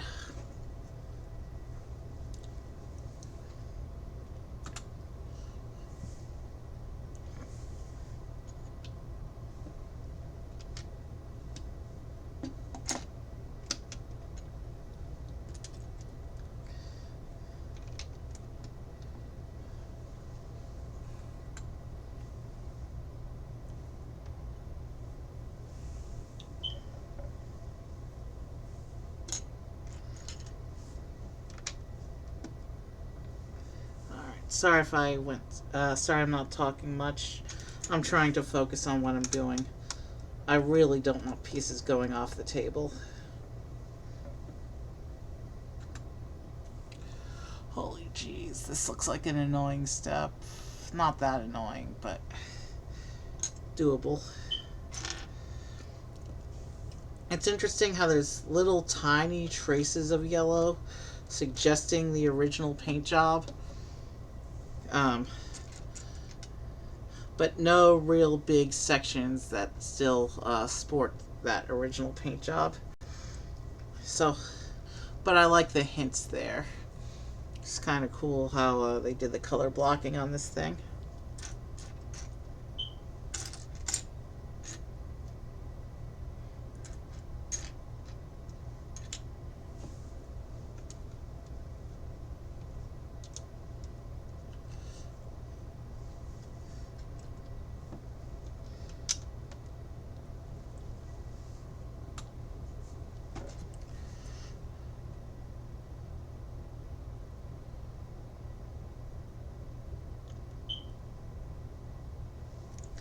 Now we get these little corner panels going in. How exactly do these align?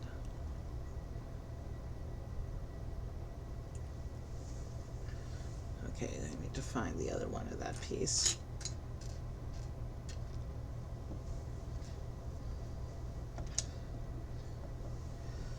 And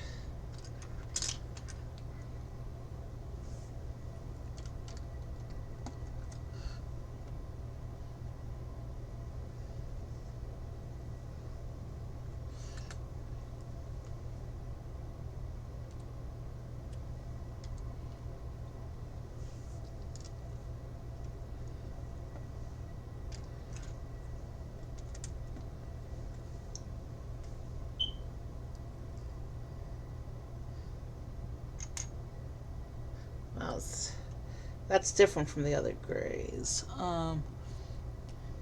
This is actually a little bit of the color they call sand blue.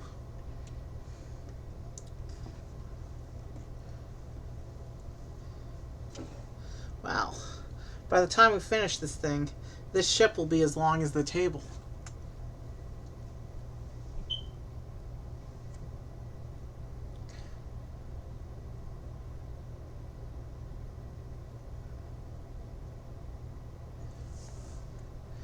Alright.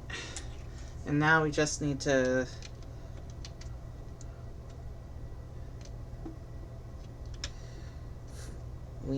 keep patching up the sides of the ship here using these curved slope pieces.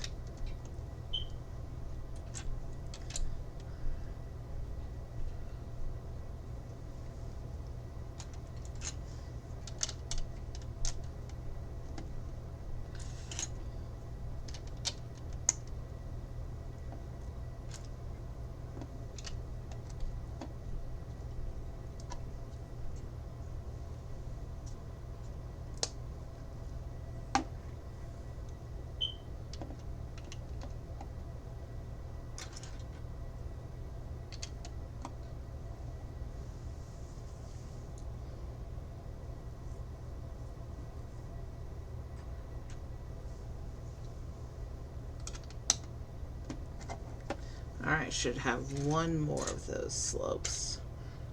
There it is.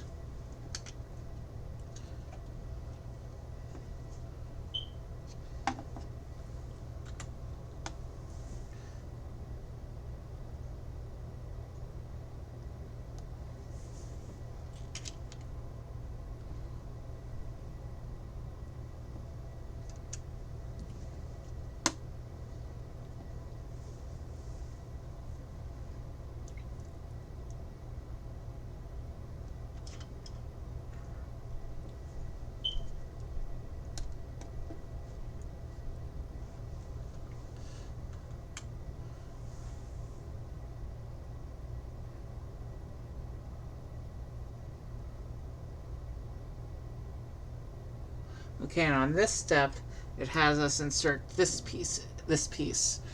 This is actually a spring-loaded missile tube. I don't see the missile piece itself. That might be in the other bag, but like the stud shooters, we should probably leave it disarmed. Actually, that doesn't go there. I put it in the wrong spot. Oh, shoot. A whole chunk of the bottom came off. Let's see if I can fix that real quick.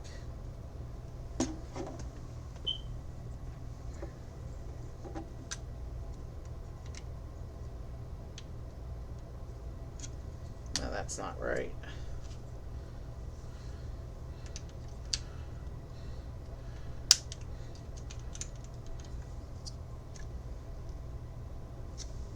If I can just...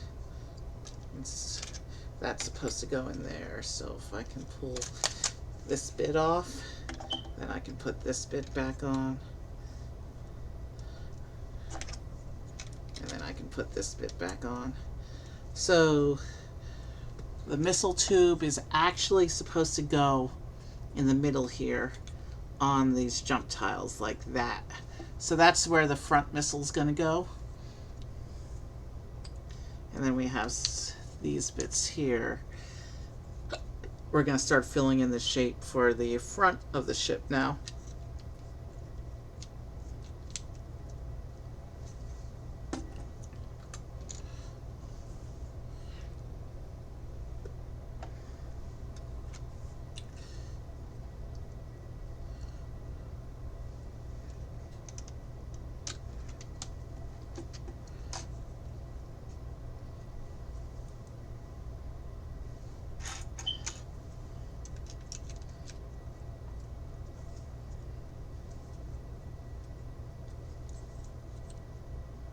It is feeling pretty sturdy as a build overall, which is a good thing considering the size of this thing. And this isn't even the biggest. There's some play scale ships that are a lot bigger than this one in terms of piece count and physical size.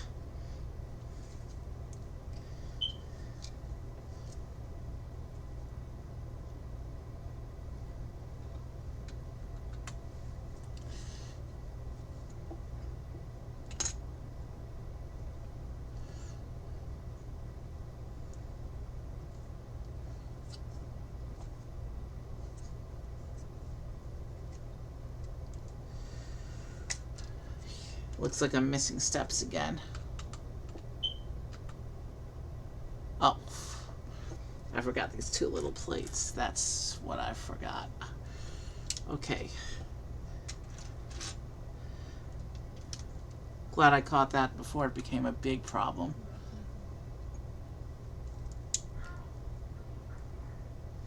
Now let's do this.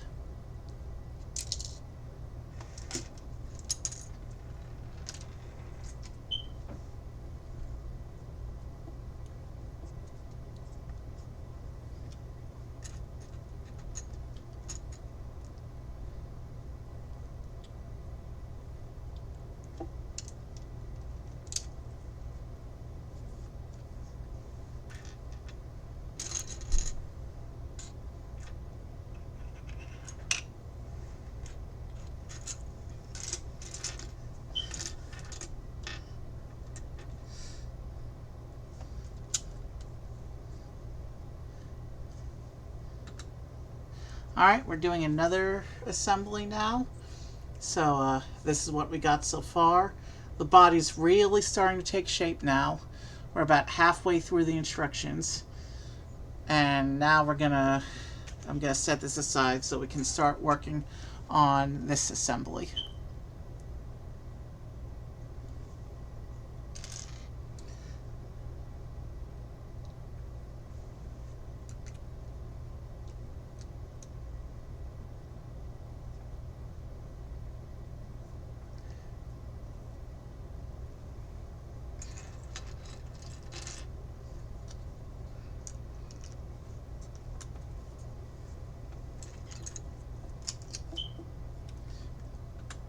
So it looks like we're setting up the base of the shaping for the front of the ship now.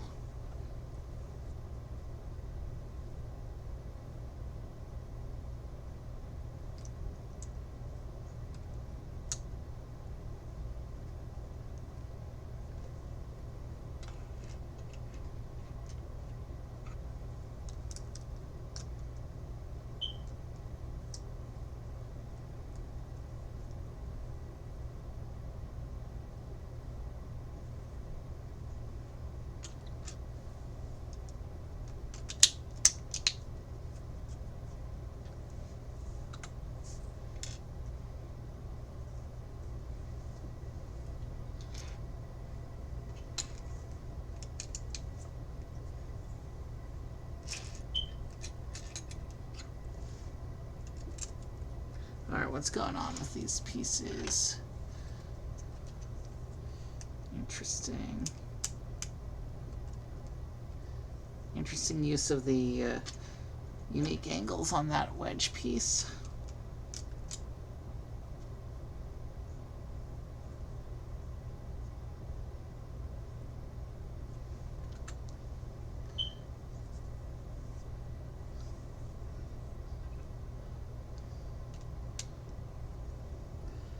And we got some technical attachments. So I think that's where the engines are going to attach. And I just suddenly got an itch in a place I can't reach. Let me try and take care of that real quick.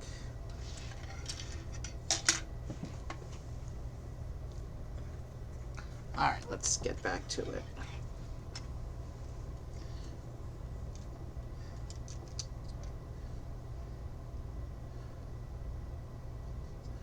Something's not right here.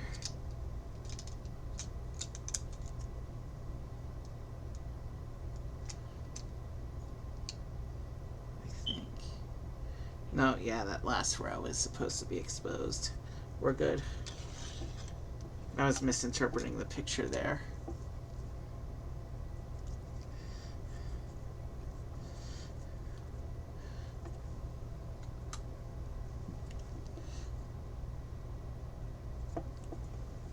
And then we got some tiles, probably to secure all these wedge connections.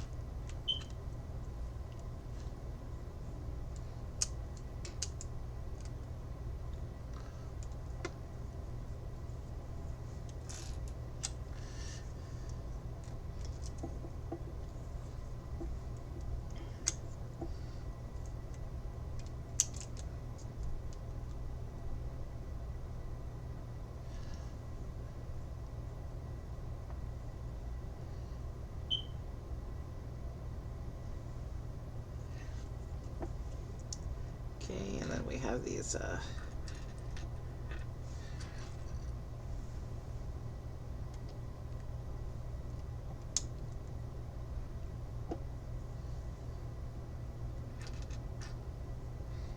bits.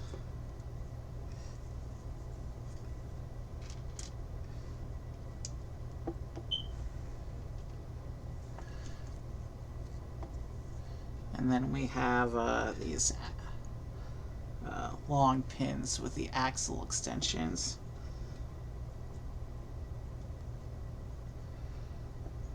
I'm not seeing what these could possibly be used for, so I'm assuming that this we'll find out in bag 2. But yeah, double long pin with an axle extension.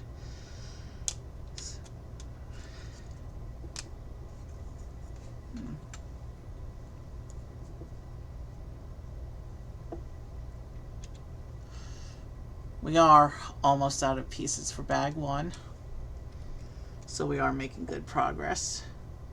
And we just hit the 2-hour mark of stream as well.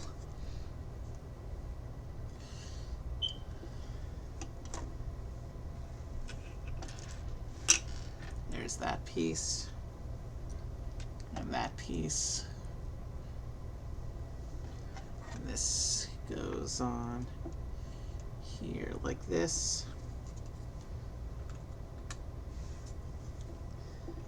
And here's a canopy piece that's used to shape over here for the very front and center of the ship.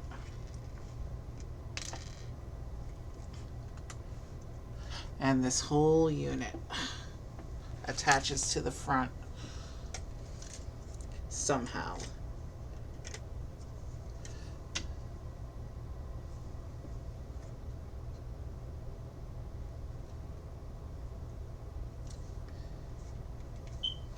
Okay, line, yeah. Those plates line up with the studs. And boom. And we're seeing more of the distinctive shaping. It almost looks like the shape of a shark now. A hammerhead shark, but... or maybe a stingray. Let's just keep going.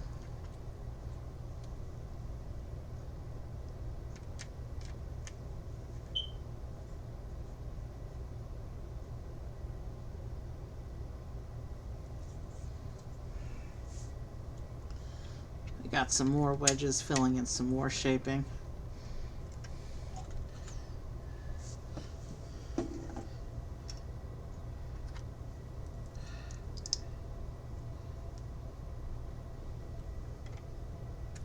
And now some bits to finish off the look here.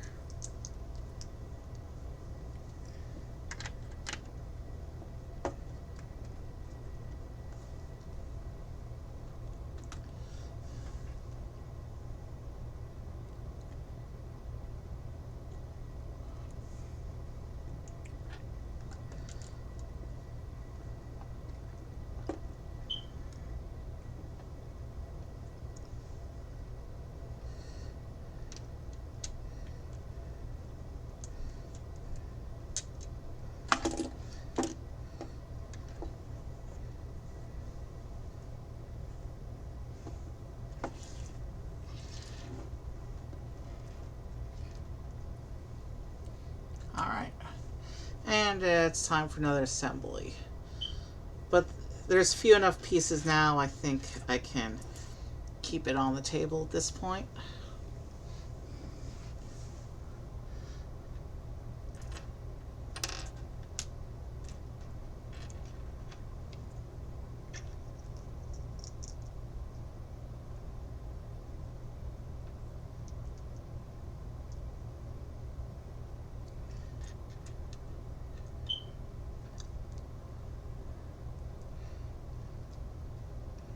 Now we get the axle piece.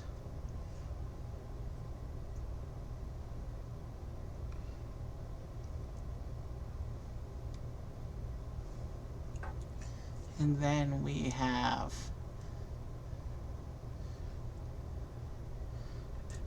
a shorter axle piece connecting these weird oval pieces. Here's some weird Technic pieces. I think they're going to be used to make some shaping here, but let's go ahead and get these attached. I have no idea how these go onto the ship.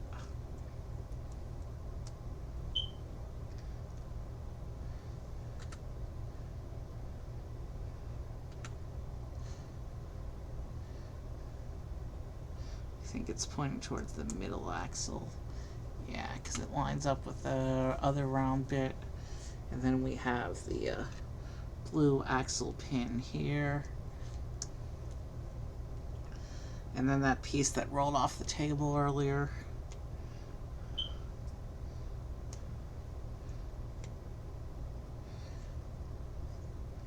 And then we have a regular Technic pin. And then kind of what looks like an engine cap.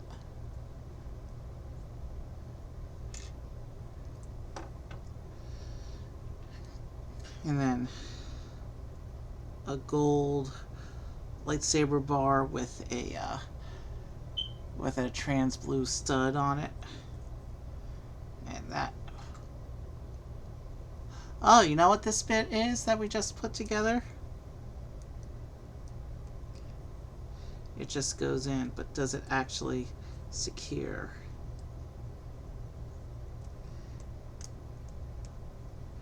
No. Is it meant to attach this way? Does it secure that way? No.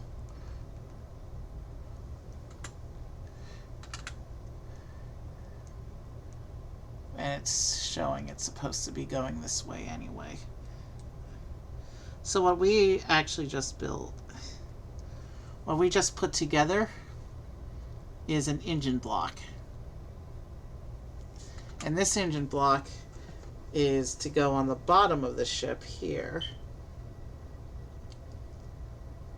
How's it attach?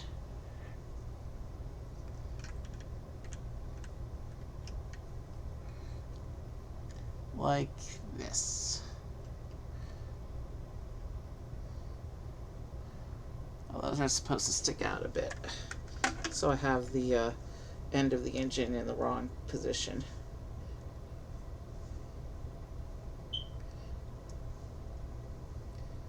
So this is supposed to be on this axle hole, I think.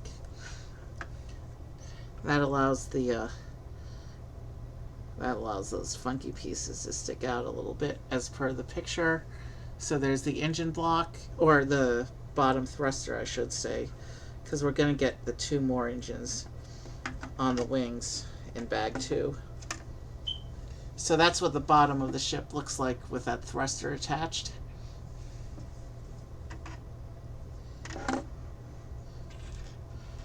I'm not sure if that bottom thruster was part of a regular N-1 build or if that was one of the custom modifications that Pelimato and Mando put on for his work. Because they did, as they were rebuilding the ship, they did make a number of changes to the ship's body to support the work that Mando did.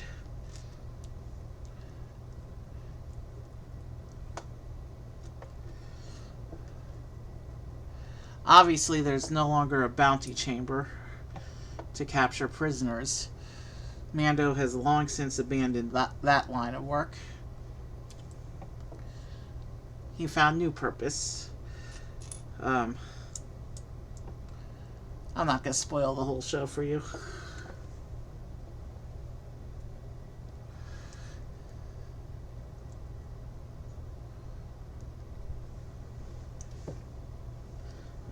Where is this supposed to attach now?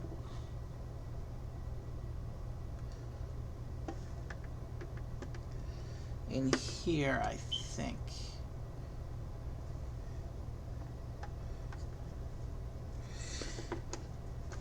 Yeah, that goes in here. And this is supposed to slide into that gap. Yeah, like that. And we finally get our first sticker. Not a big deal. There's only 3 stickers in this set.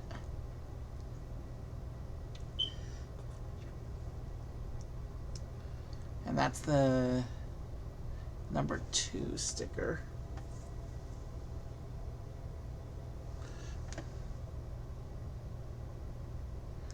Let me see, let me figure out where this is going to attach first.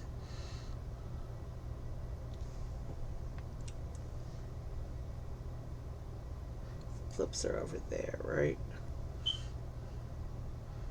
Yeah, so this is going to be back here. Oh. Okay, I see. So this does oh yeah, I see the arrows. So this is going to attach to the block there.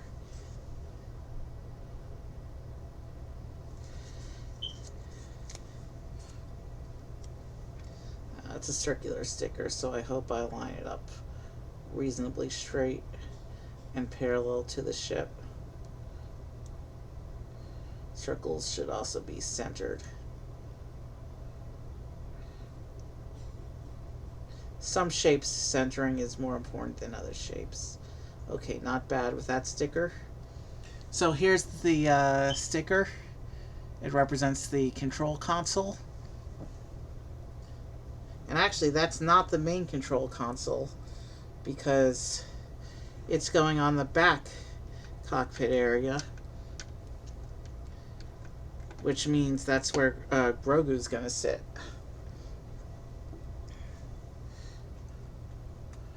And then we have another assembly here.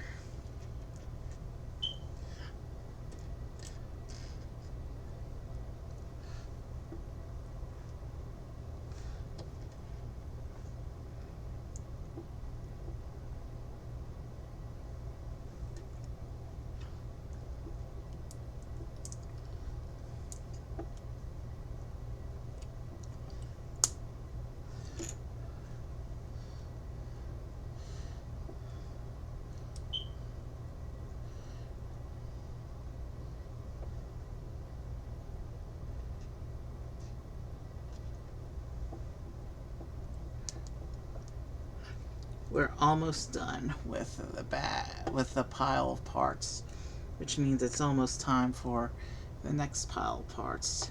Interesting use of the binocular piece for whatever this assembly is meant to become.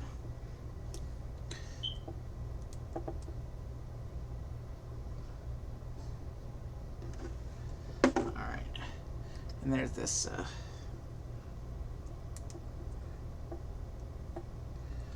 so there's this big round tile, and it's gonna get a sticker, but before I attach the sticker, I need to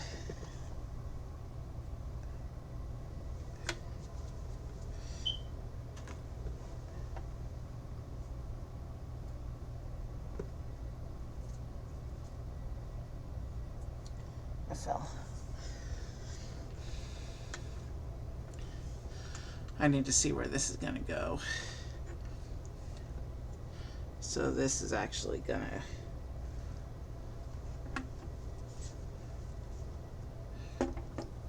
so this is supposed to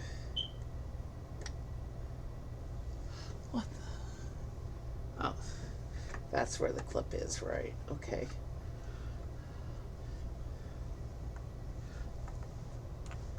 So now this sticker needs to go on.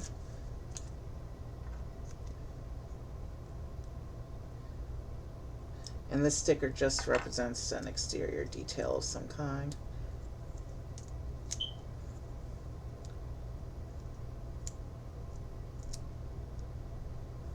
Probably some kind of door or hatch.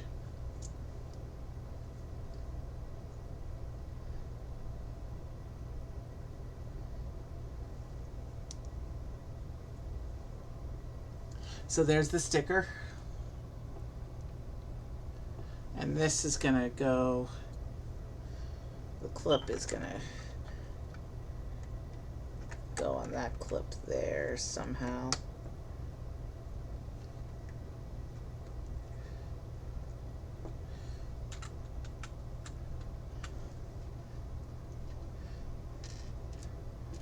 We still have one sticker left, so I can't ditch the sticker sheet just yet. But let me get these bits out of here so we can focus on the rest of the build. And I need to see. Okay, I did not line that up correctly.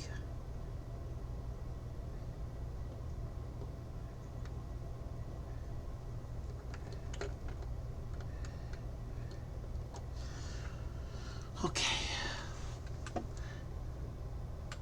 Maybe I did line that up correctly. There's no way else for it to go. But is it supposed to be sitting that far above the rest of it? Maybe. The gap's not obvious from the instructions. But let's go ahead and open bag 2. I'll move this off just for a minute so we can open bag 2. Bag 2 doesn't look like nearly as many pieces. We'll be fine.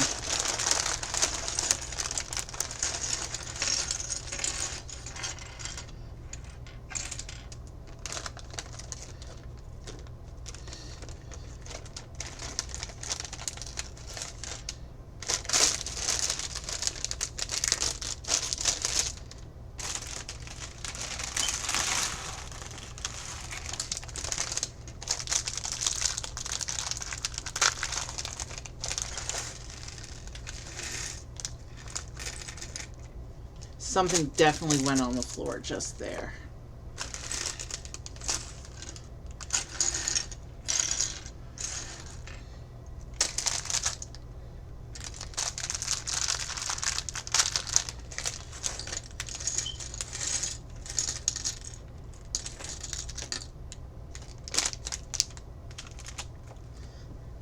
Let's see carefully. Can I see what went off?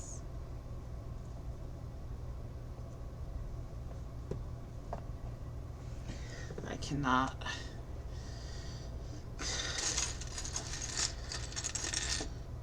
Hopefully it was one of the spare bits. So, oh,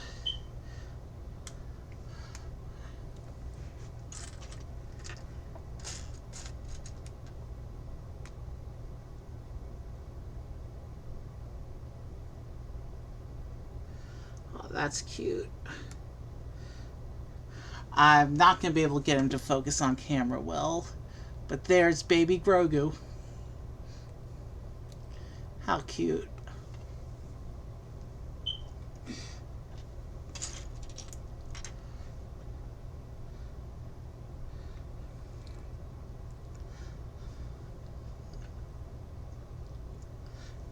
And there's Pelimato's BD droid.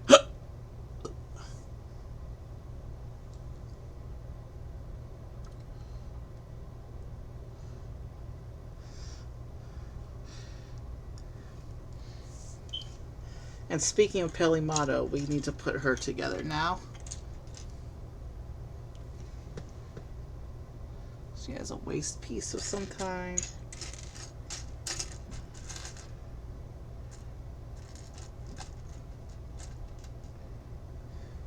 Oh, it's a utility belt piece.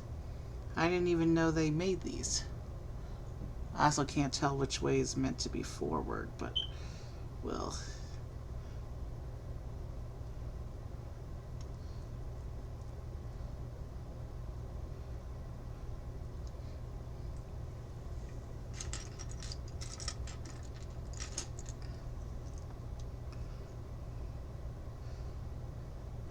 Okay, so it's a utility belt. Like I said, I've never seen that piece before, but it's pretty cool. Standard smile, or a really big, extravagant trickster smile. So here's the two faces. There's the standard smile, and there's the big smile. I'm gonna give her the big smile, just because the character is known for a bit of cheese. And then, of course, her hair. And she's supposed to get a wrench. In other words, she's a Speed Champions wannabe.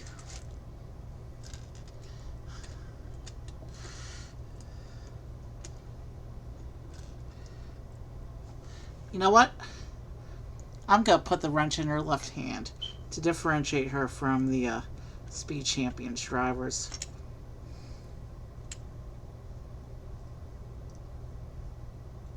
Like that.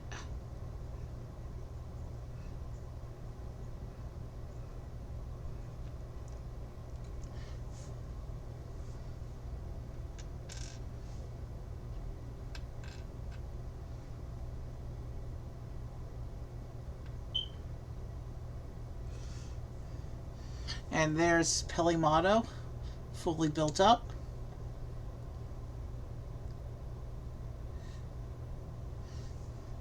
She's an interesting character.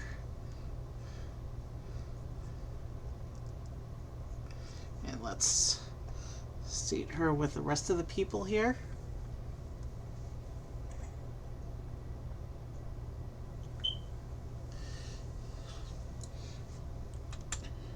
And now let's proceed with the build.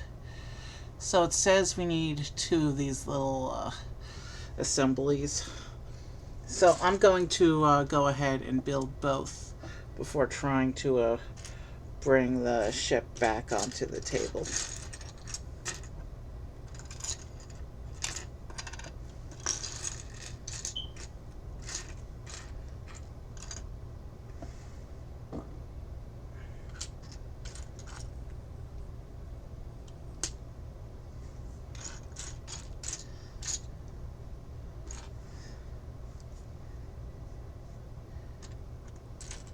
So right now I'm looking for the pieces.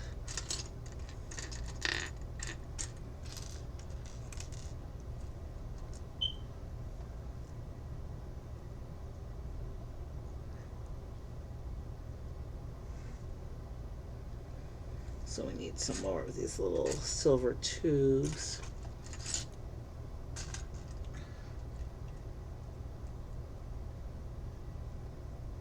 And then we have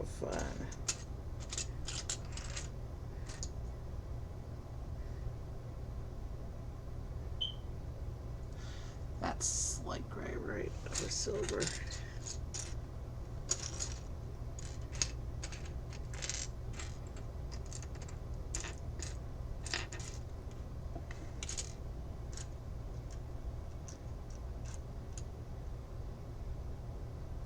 Alright, where's that piece? There it is.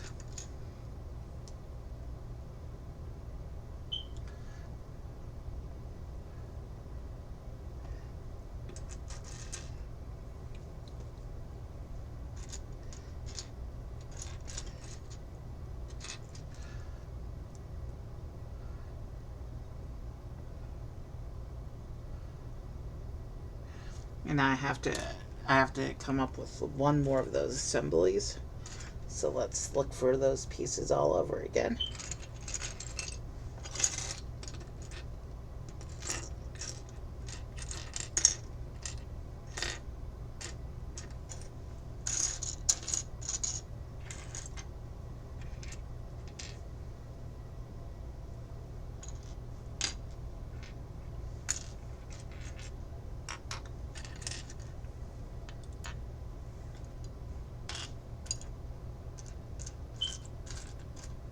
Alright, we need to find another one of those metallic tubes.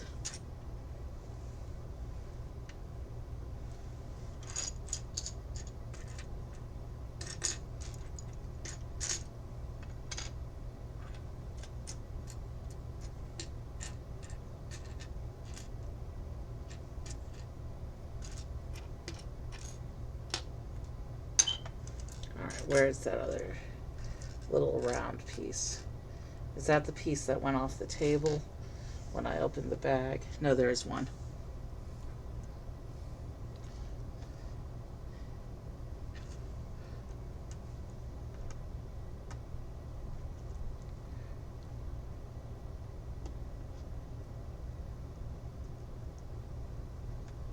And then we just insert this piece in the tip.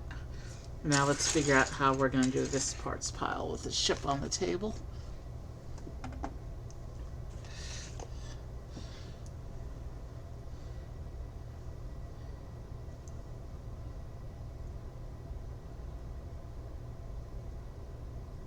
I inserted that on the wrong end.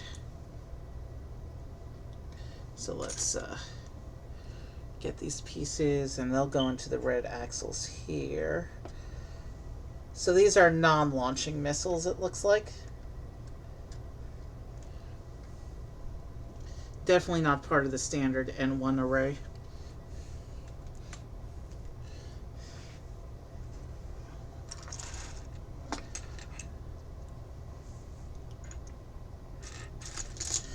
Yeah, it's going to be awkward for a little bit until this parts pile starts to diminish.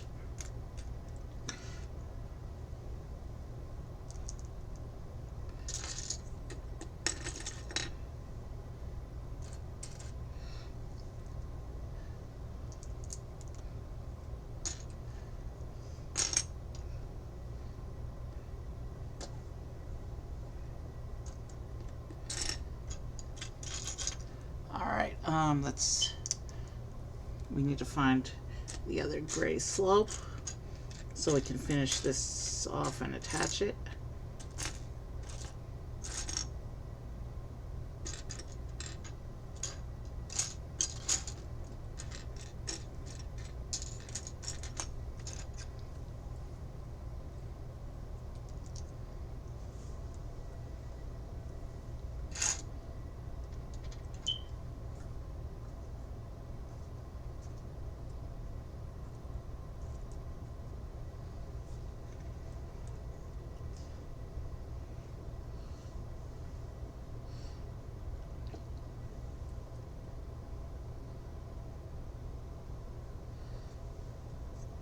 Alright, so this section is going to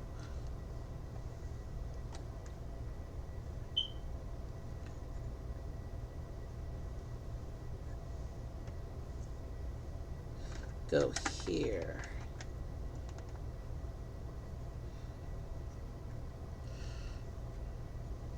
Okay,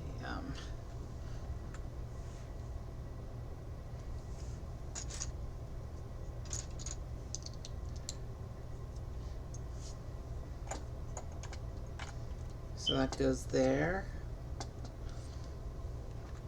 So basically we're finishing off some bits with the shaping, and then we're going to build up the engines.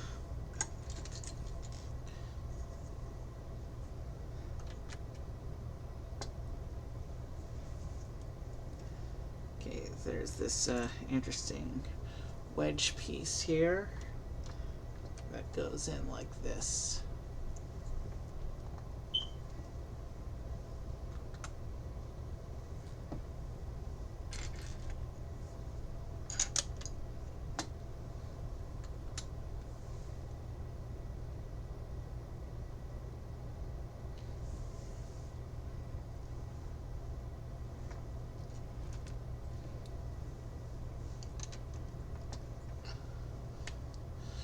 In a way, this is almost like reenacting the scene in the show, because there's actually a montage there's a montage sequence where they're rebuilding the wreck into a functional ship.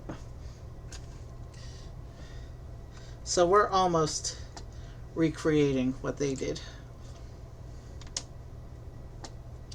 Reenacting, I should say.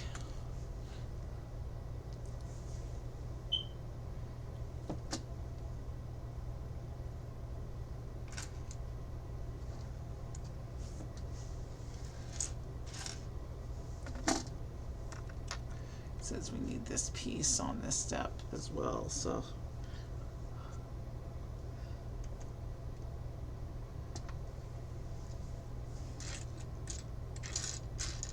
let's find the rest of what we need for this step. One more of those clip plates and one more of those curved bricks.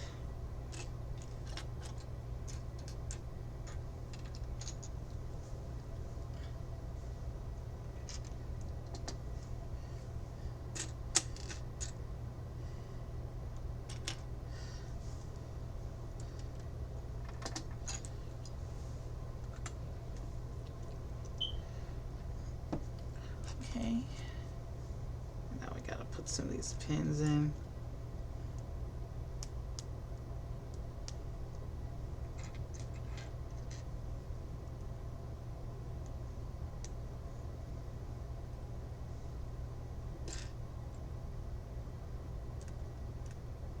And then a little seat.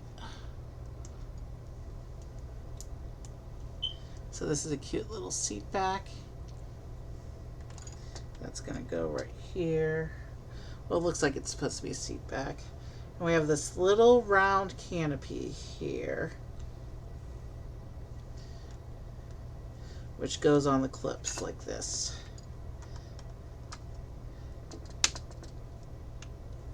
And this little section back here, that we just attached this canopy to, on a standard N-1 build, this is the astromech port for the droid, but on Mando's version, they converted it into a breathable passenger space for Grogu.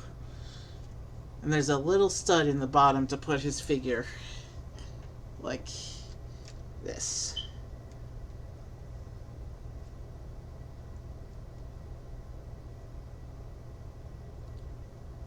There he is in the back of the ship. And you know what? He's small enough and he doesn't stand well being a baby figure, so I'm just going to leave him there. He's attached now. He's secure on his stud. He can watch the rest of the ship. Now that his section is done, he can watch the rest of the ship go up around him. And here's the canopy piece for the main cockpit where Mando's going to sit.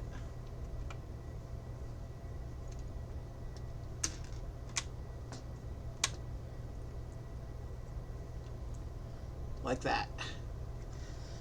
So that's what it looks like with the other canopy piece attached. It's transclear, so you can't really see it that well. And now it looks like we're working on engine blocks. And you know what? I'm going to take the ship off again so we can focus on these.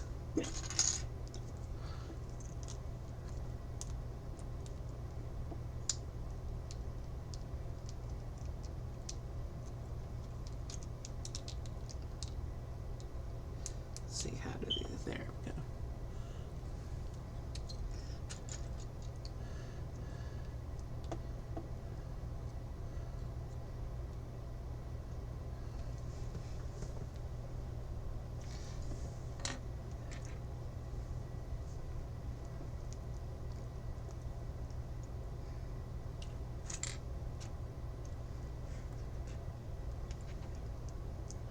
So yeah, these are going to be the engine sections.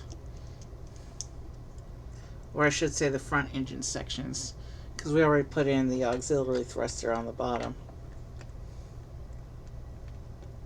We want to make sure everything's being lined up correctly.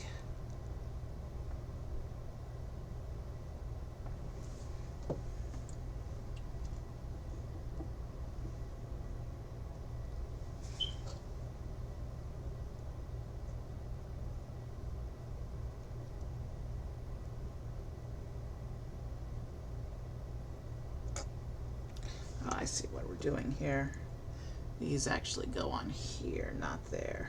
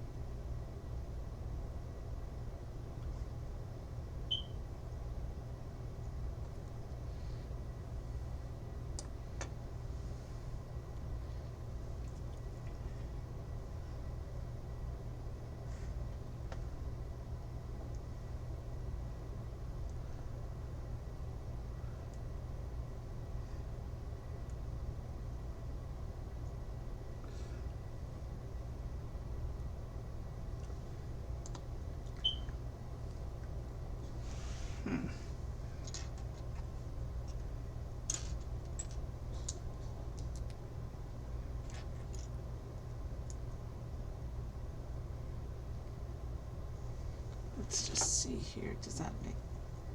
I'm just looking at something real quick.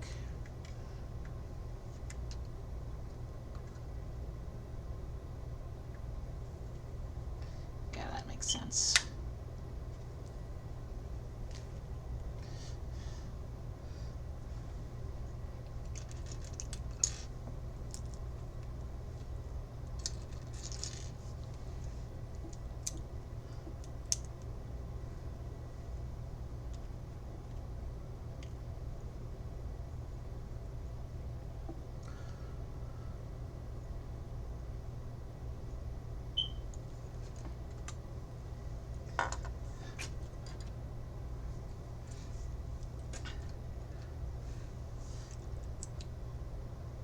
I'm no stranger to assemblies like this, big engine assemblies, because I once built the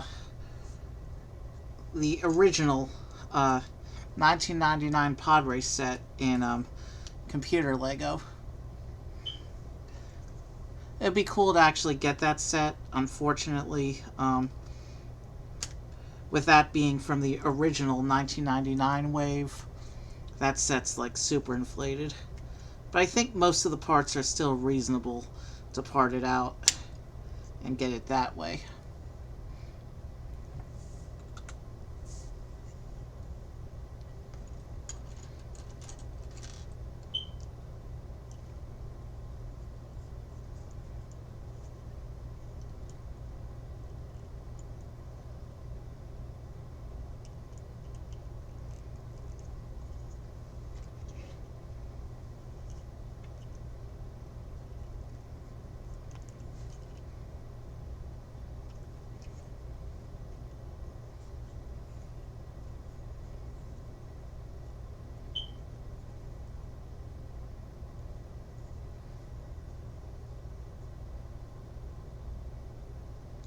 Okay, so now we gotta stack these round bricks on the white rods.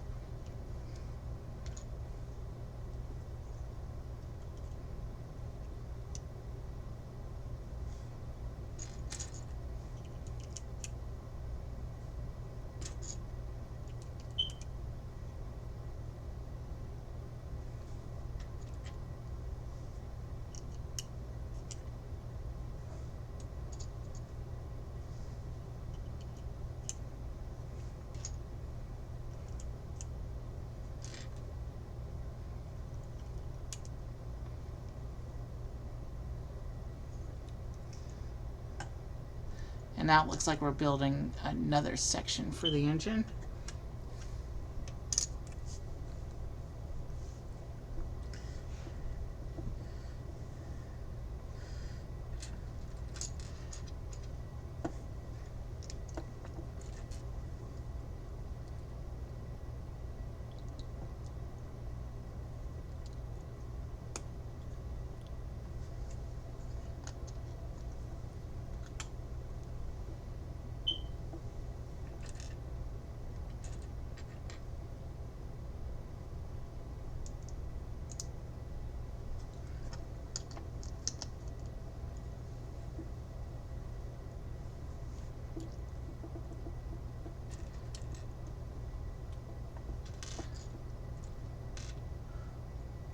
These little pieces here, these megaphone pieces, way back when Lego Star Wars first came out, these were the first blasters. Then they started doing molded blasters and stud shooters and all that. But these were the original blasters.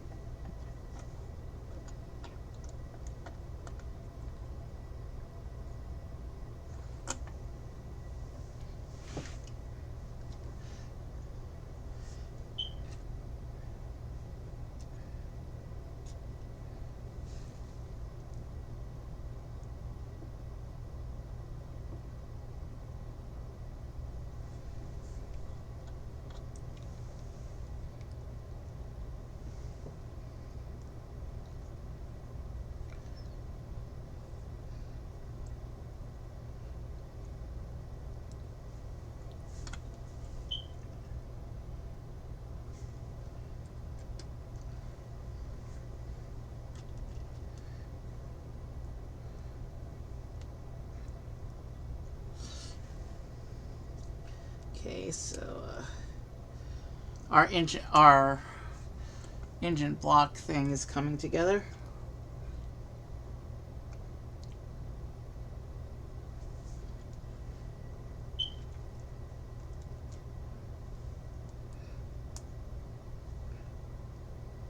It's interesting how the engine design appears to have some exposed bits along it, adding to the junked up look.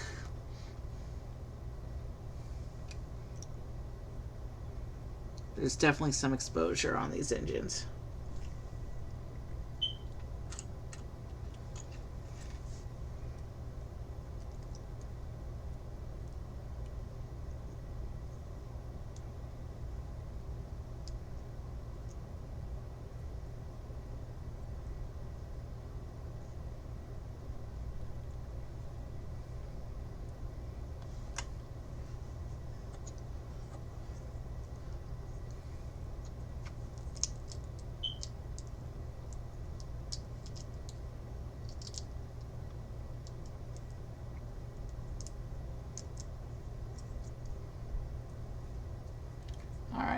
Sorry if I'm not talking much.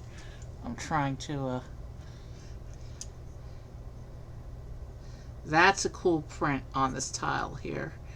So we just put this round tile into the middle of that engine. Look at that print showing an engine turbine.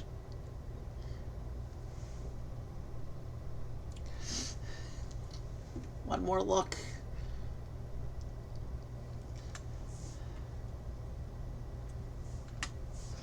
This goes on top of this unit like this. Line it up as best as I can.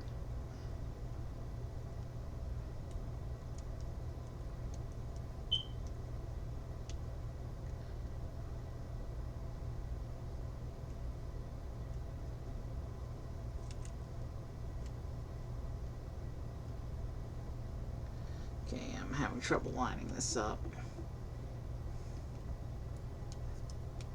There, I think that's how it goes.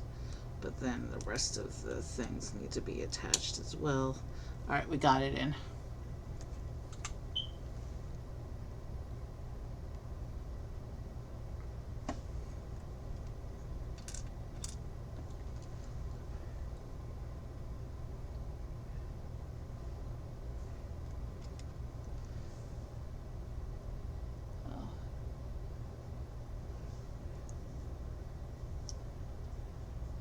Okay, so looking at it from the bottom then.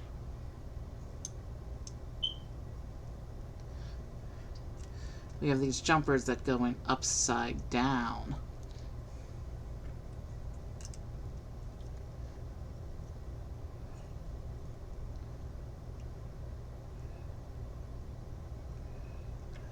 Do I have that in the correct position? Yeah, I'm pretty sure I do, because that's pretty weak the way it is. It's still pretty weak.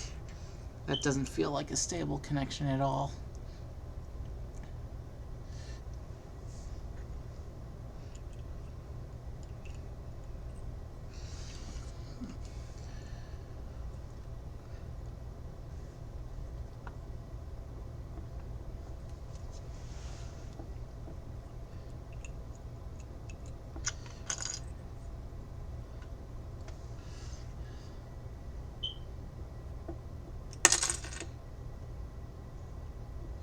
Okay, that's how it's meant to go. I had them oriented incorrectly. And then I can slide this piece and this piece over top of those like that. Except they're supposed to go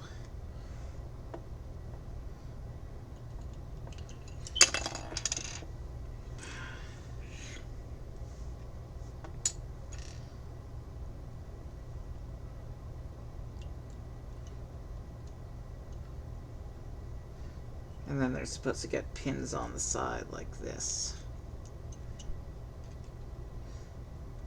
Actually, in computer Lego, I don't think I did this on stream. I think I did this off stream.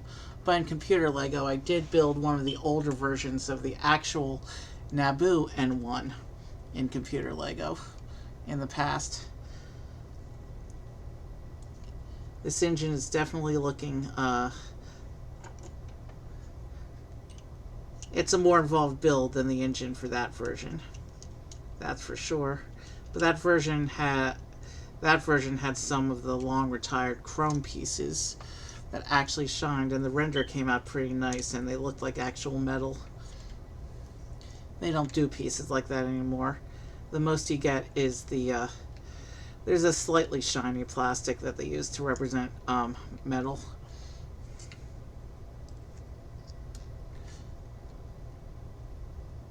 So there's the whole engine put together.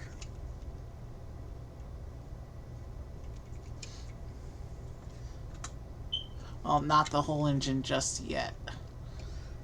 We have these little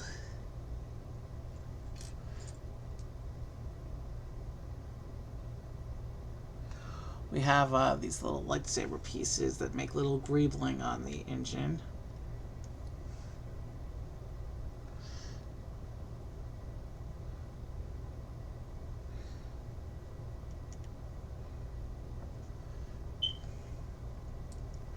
It looks like we're getting Looks like we're getting some little popsicles as well.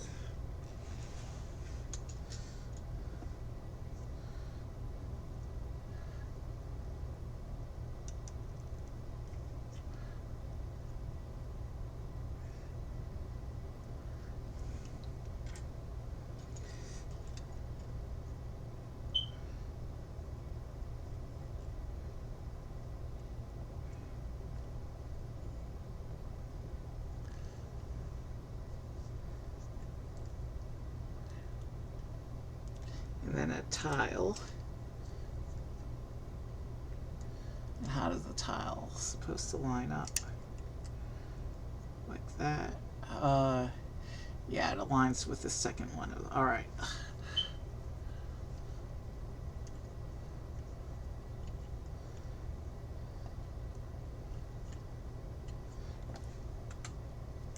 All right, and I kind of don't want to bring the ship back on until we finish the other engine, so I'll just set this engine aside. And now we're going to start building up the other engine. And then we'll attach both engines at the same time.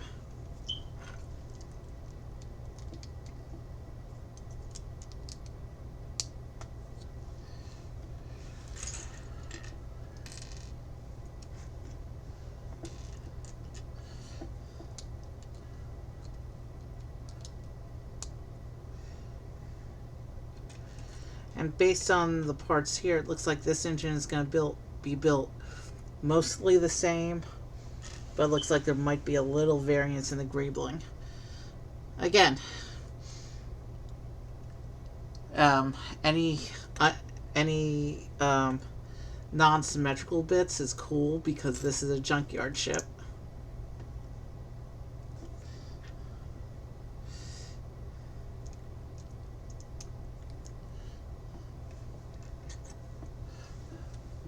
We've got less than 20 pages left in the instruction book, so we'll be done with the stream soon. We'll probably go just over the 3-hour mark for tonight, which is what I was estimating for this build.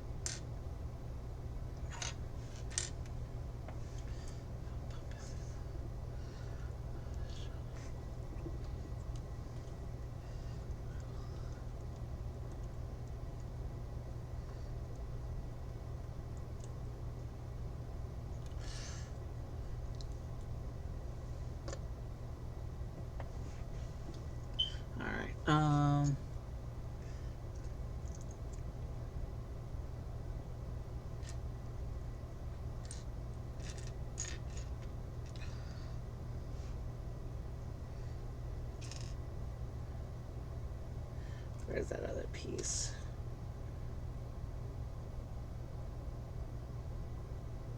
There it is.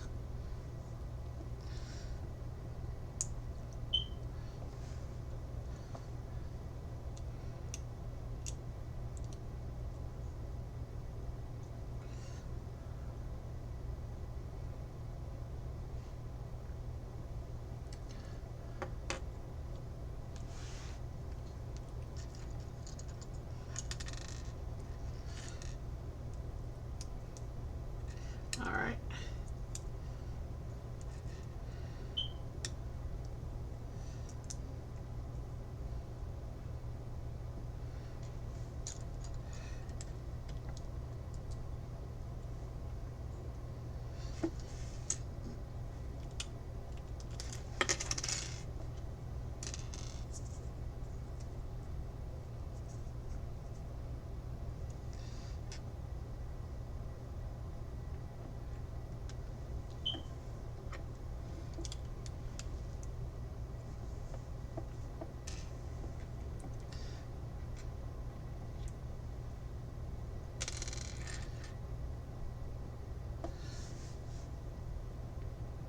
The pieces are starting to really want to roll around on me.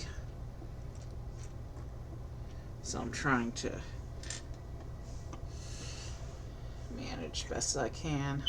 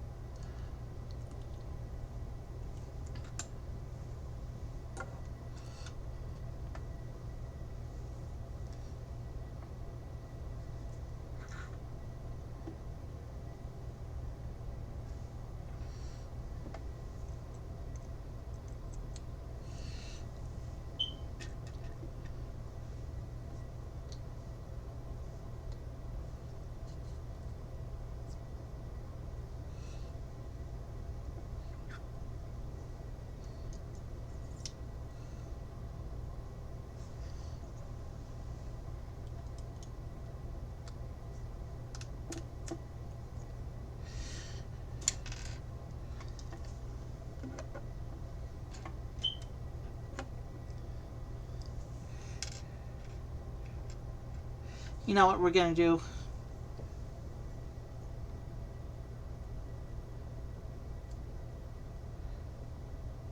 He's got a little stud on his back.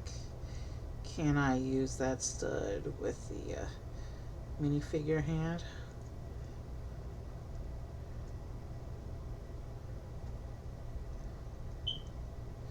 Give me a moment, I'm trying to figure something out here.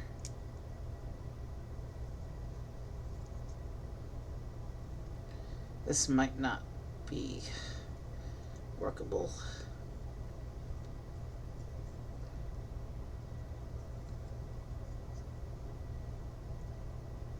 Yeah, no, it's only a partial stud.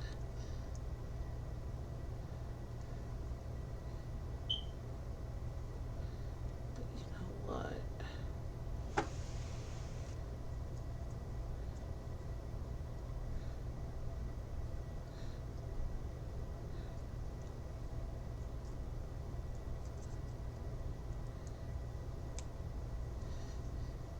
She can hold the droid this way, like a puppet.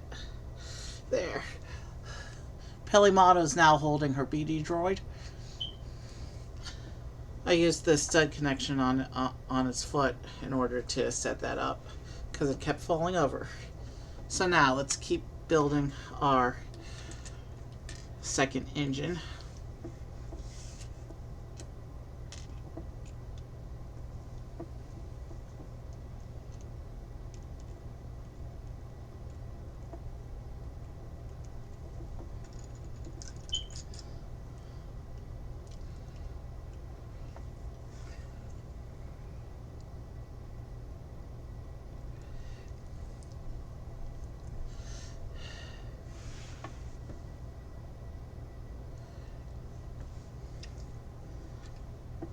And now those bits that were rolling around on me will finally stop rolling around because this is the step where they get added onto the model.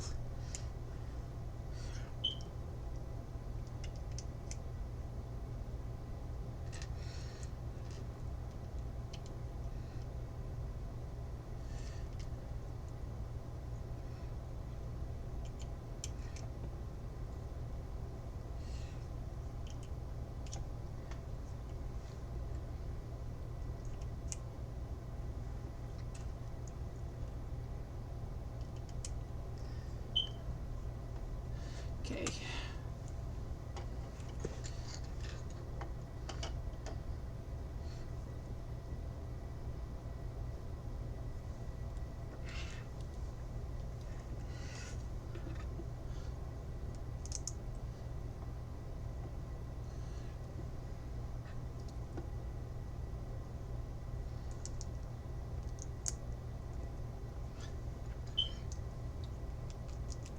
All right. Yeah. The greebling on this engine definitely looks like it's a little bit different.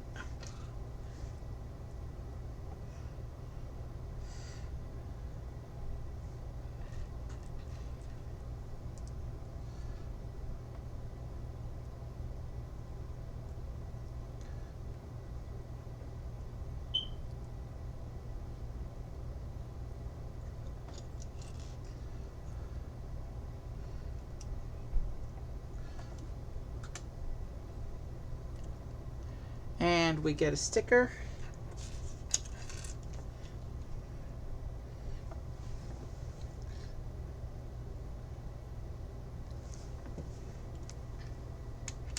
The sticker is just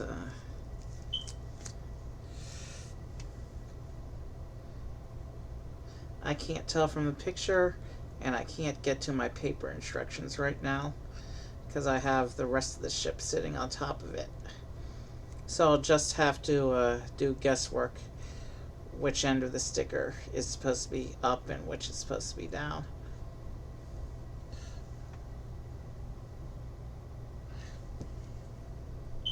But that's what the sticker looks like. It's some more panel detailing.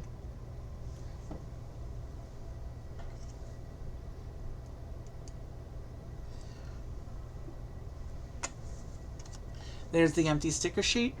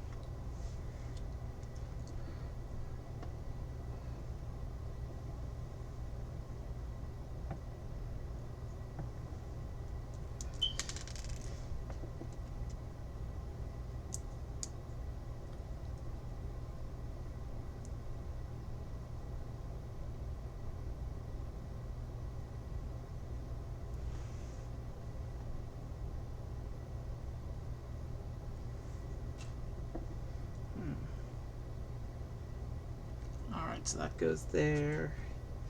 This one goes here. And then that goes on like that.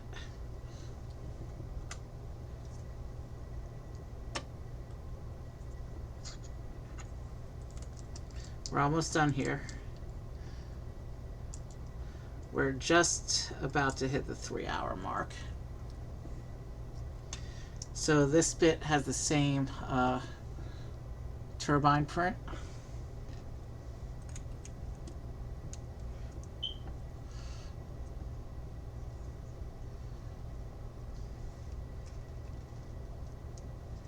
And now I should be better off knowing how these go, since I did these before.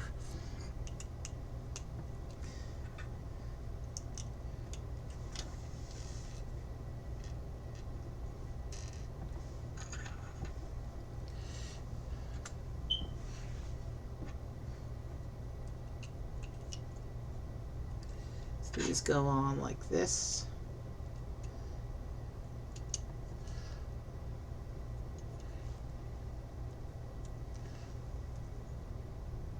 Which side are we looking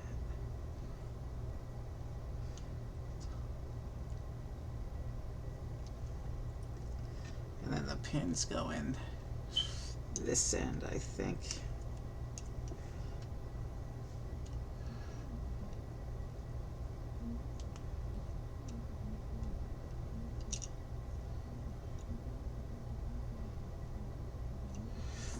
And then this section goes in like this, and the whole thing lines up and squeezes together.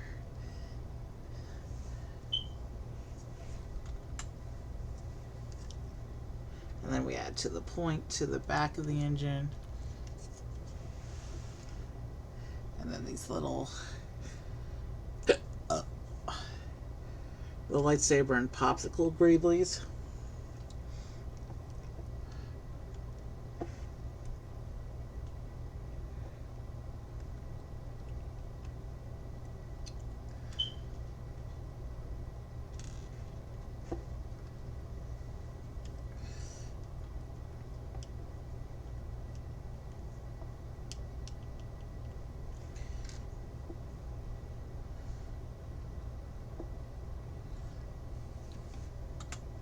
And then the tile.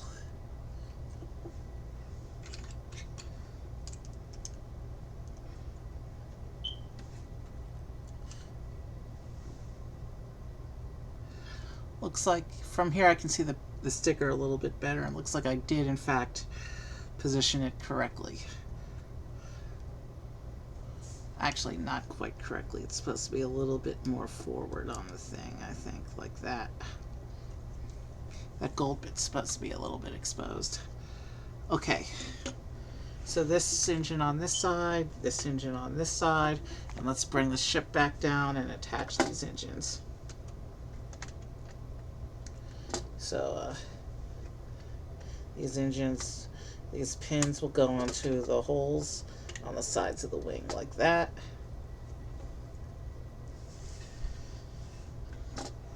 Let me push all this out of the way. And it looks like all that's left is spare bits and missiles. So yeah, that's the engines are attached, and then it shows to push the missile into the tube here under the ship like that.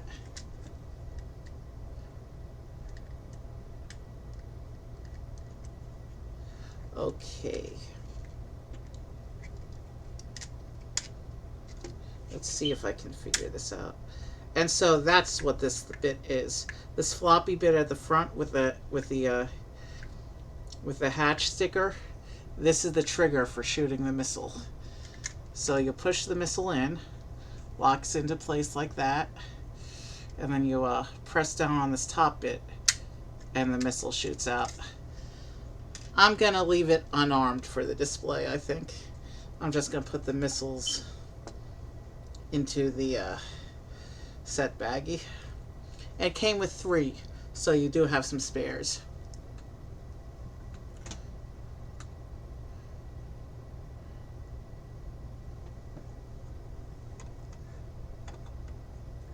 And there's a little storage compartment here for the Darksaber when you have a Mando sitting inside.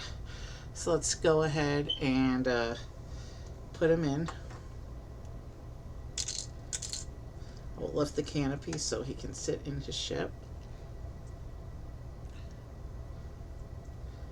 Oh, and you're also supposed to take the jetpack into the storage as well.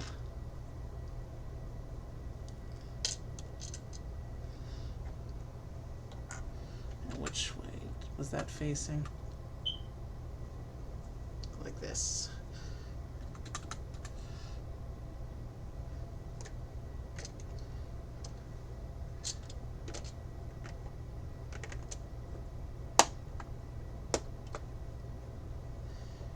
Okay, I clearly don't have them positioned the best they can be. And you know what? Crave Liberties. I think the, let me check the spare bits baggie real quick. Or bowl, I should say in this case. Let me go off camera for a little bit.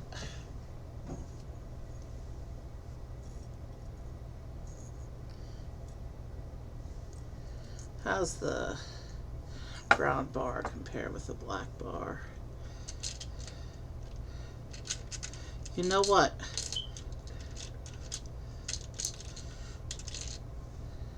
It's too short. But you know what?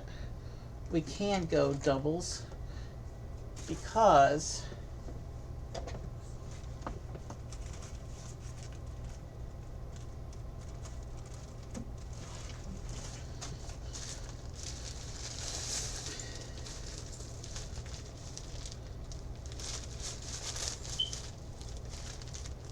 I think that's one right there. Hold on.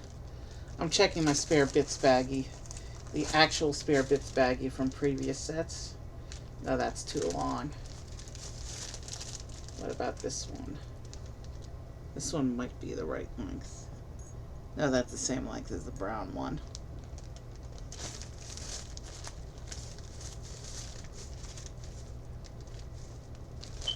Alright.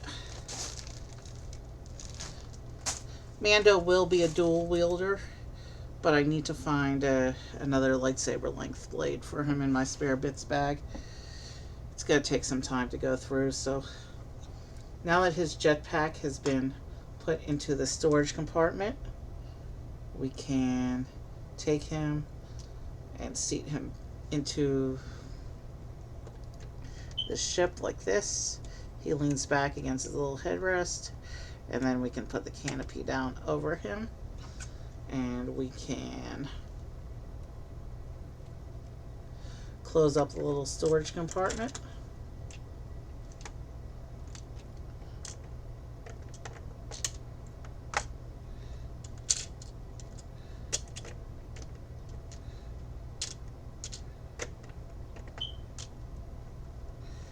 Yeah, that's a pretty secure storage compartment. He'll be fine.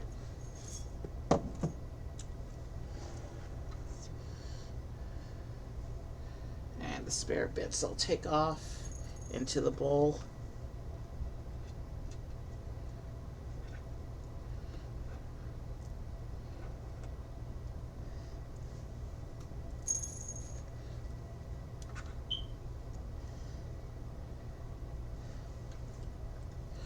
And he's now ready for takeoff.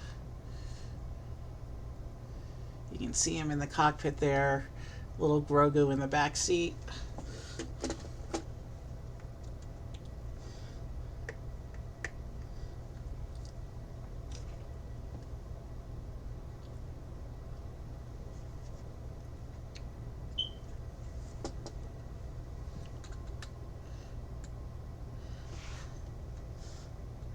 You can also get the Slave One, or the ship formerly known as the Slave One, as well as the Jabba's Palace after Bib Fortuna's takeover. So I'll leave it on that advertisement page. Actually, we're going to take it off. Let's do an exit spread.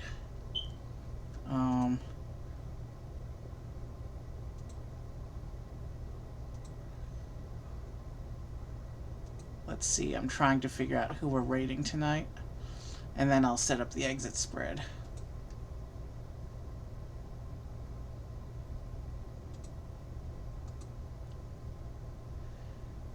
Hold on, I'm lagging a bit.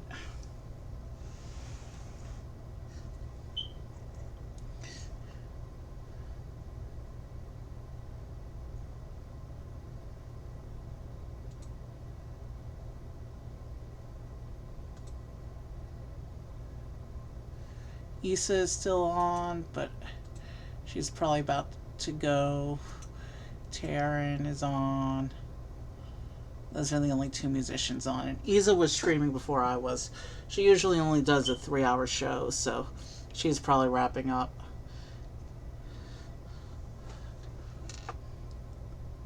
So bear with me for a little bit while I try and figure out our raid, and then I'll set up the exit spread. I'm not going to give anyone the blasters right now for the exit spread. That's just going to be too much.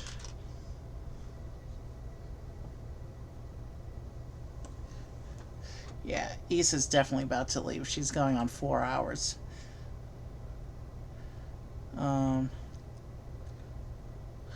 We'll raid Taryn and hope for the best, I guess.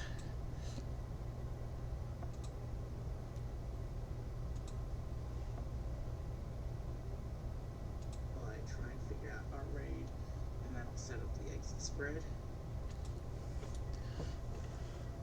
So, let's get these figures back out. Actually, so the big ship here. And let's take these two out for the exit spread. Well, Baby Yoda got stuck. Grogu, I mean. His name is Grogu.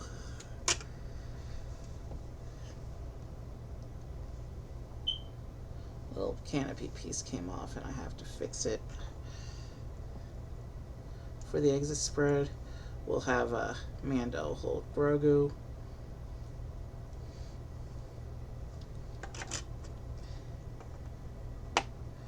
And you know what, let's come back into the storage and give him the rest of his accessories as well.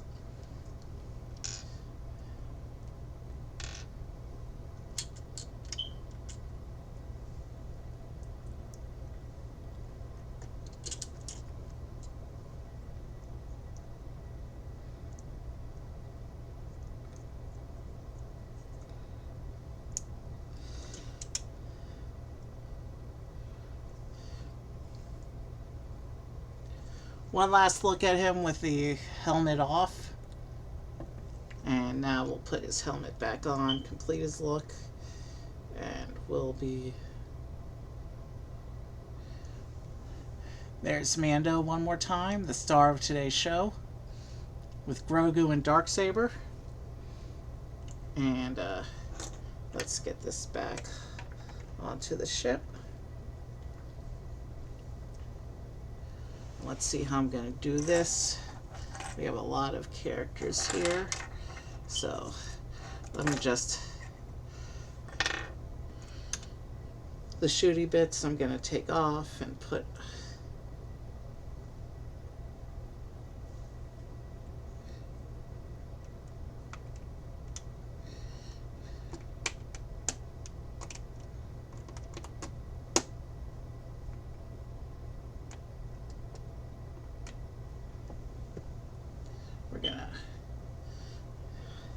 I'm gonna have to keep them on the table for now, but we'll put them out of the way.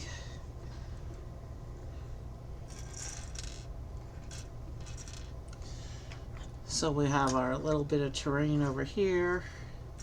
We can probably... I'll put the blasters over here.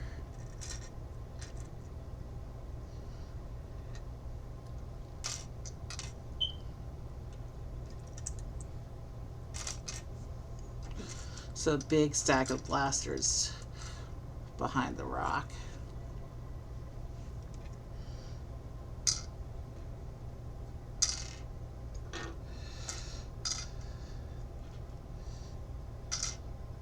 So we got the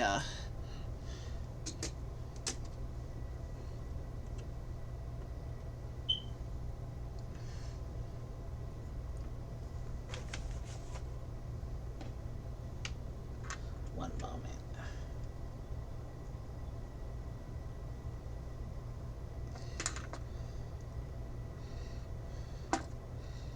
So yeah, this is actually flexing.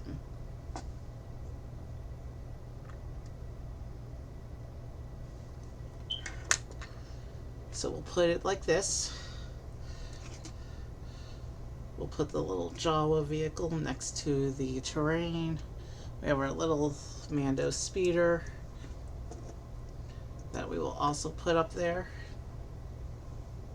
And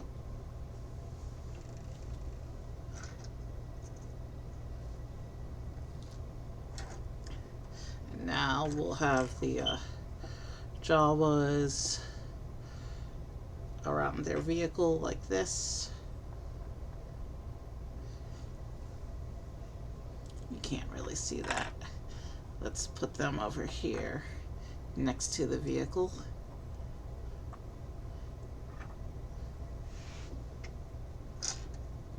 And we'll hang the droid on the crane arm like this.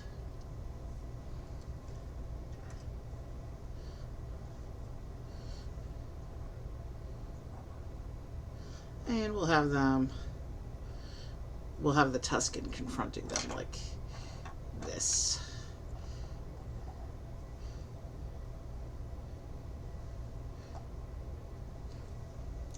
Meanwhile,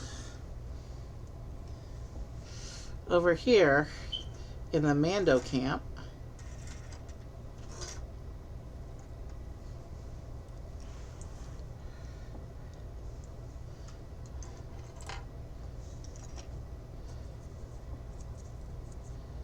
we'll have the 4 Mandos around the speeder.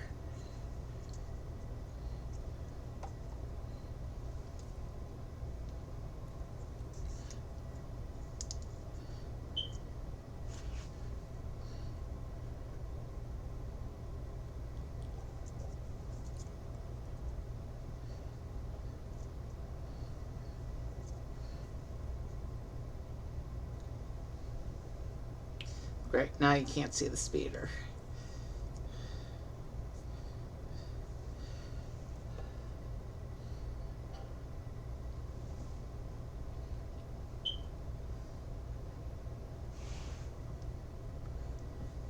We'll put them around behind the camp like this. That way you can still you can see their helmets, and you can still see the speeder if I spread it like that. Like they're getting ready to arm themselves with the blasters in front of them.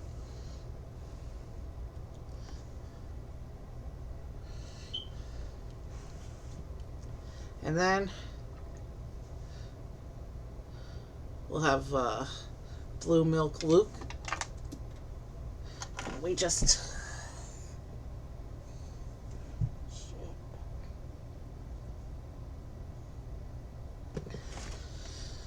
this exit spread is too complicated. I just had a minifigure and a very important accessory go over the edge.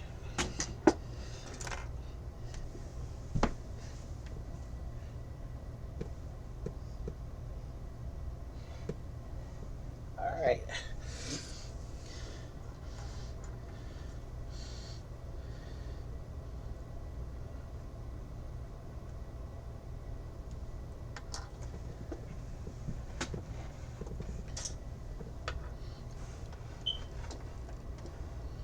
Alright, let's try this again. So droid is on the Jawa vehicle. The Jawas are over here with the Tusken confronting them.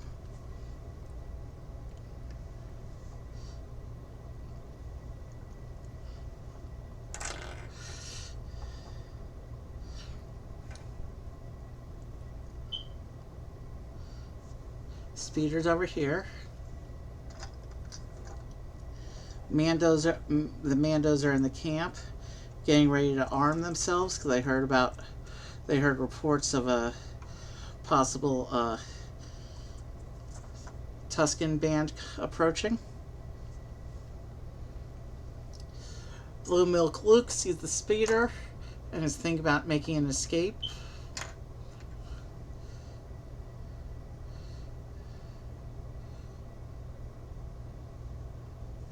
And then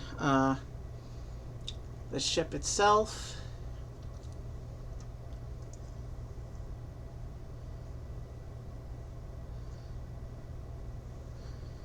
We'll put Mando on the ship like we'll have him standing on the wing like he's doing final touches of maintenance or something.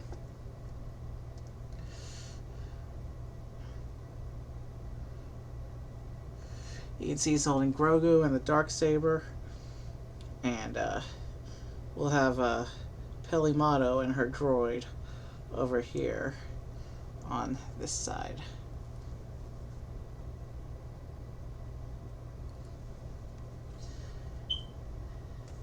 That's as good. It's a little cluttered, but that's as good as an exit spread as we're going to get. So, given how much there is here, so let's go ahead and raid out.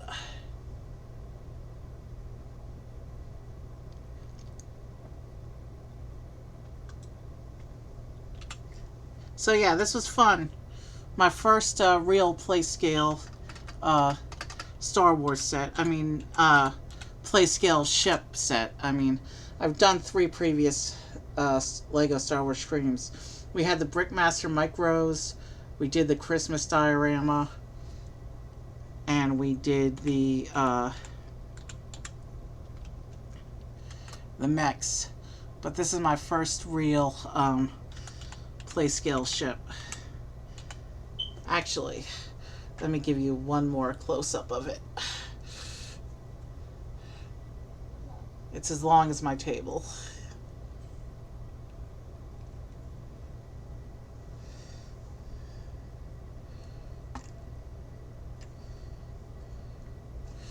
Alright.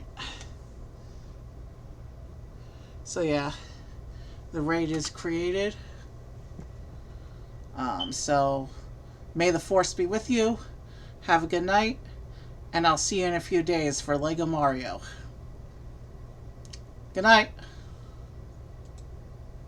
So yeah, the raid is created. So may the Force be with you. Have a good night, and I'll see you in a few days for Lego Mario. Good night.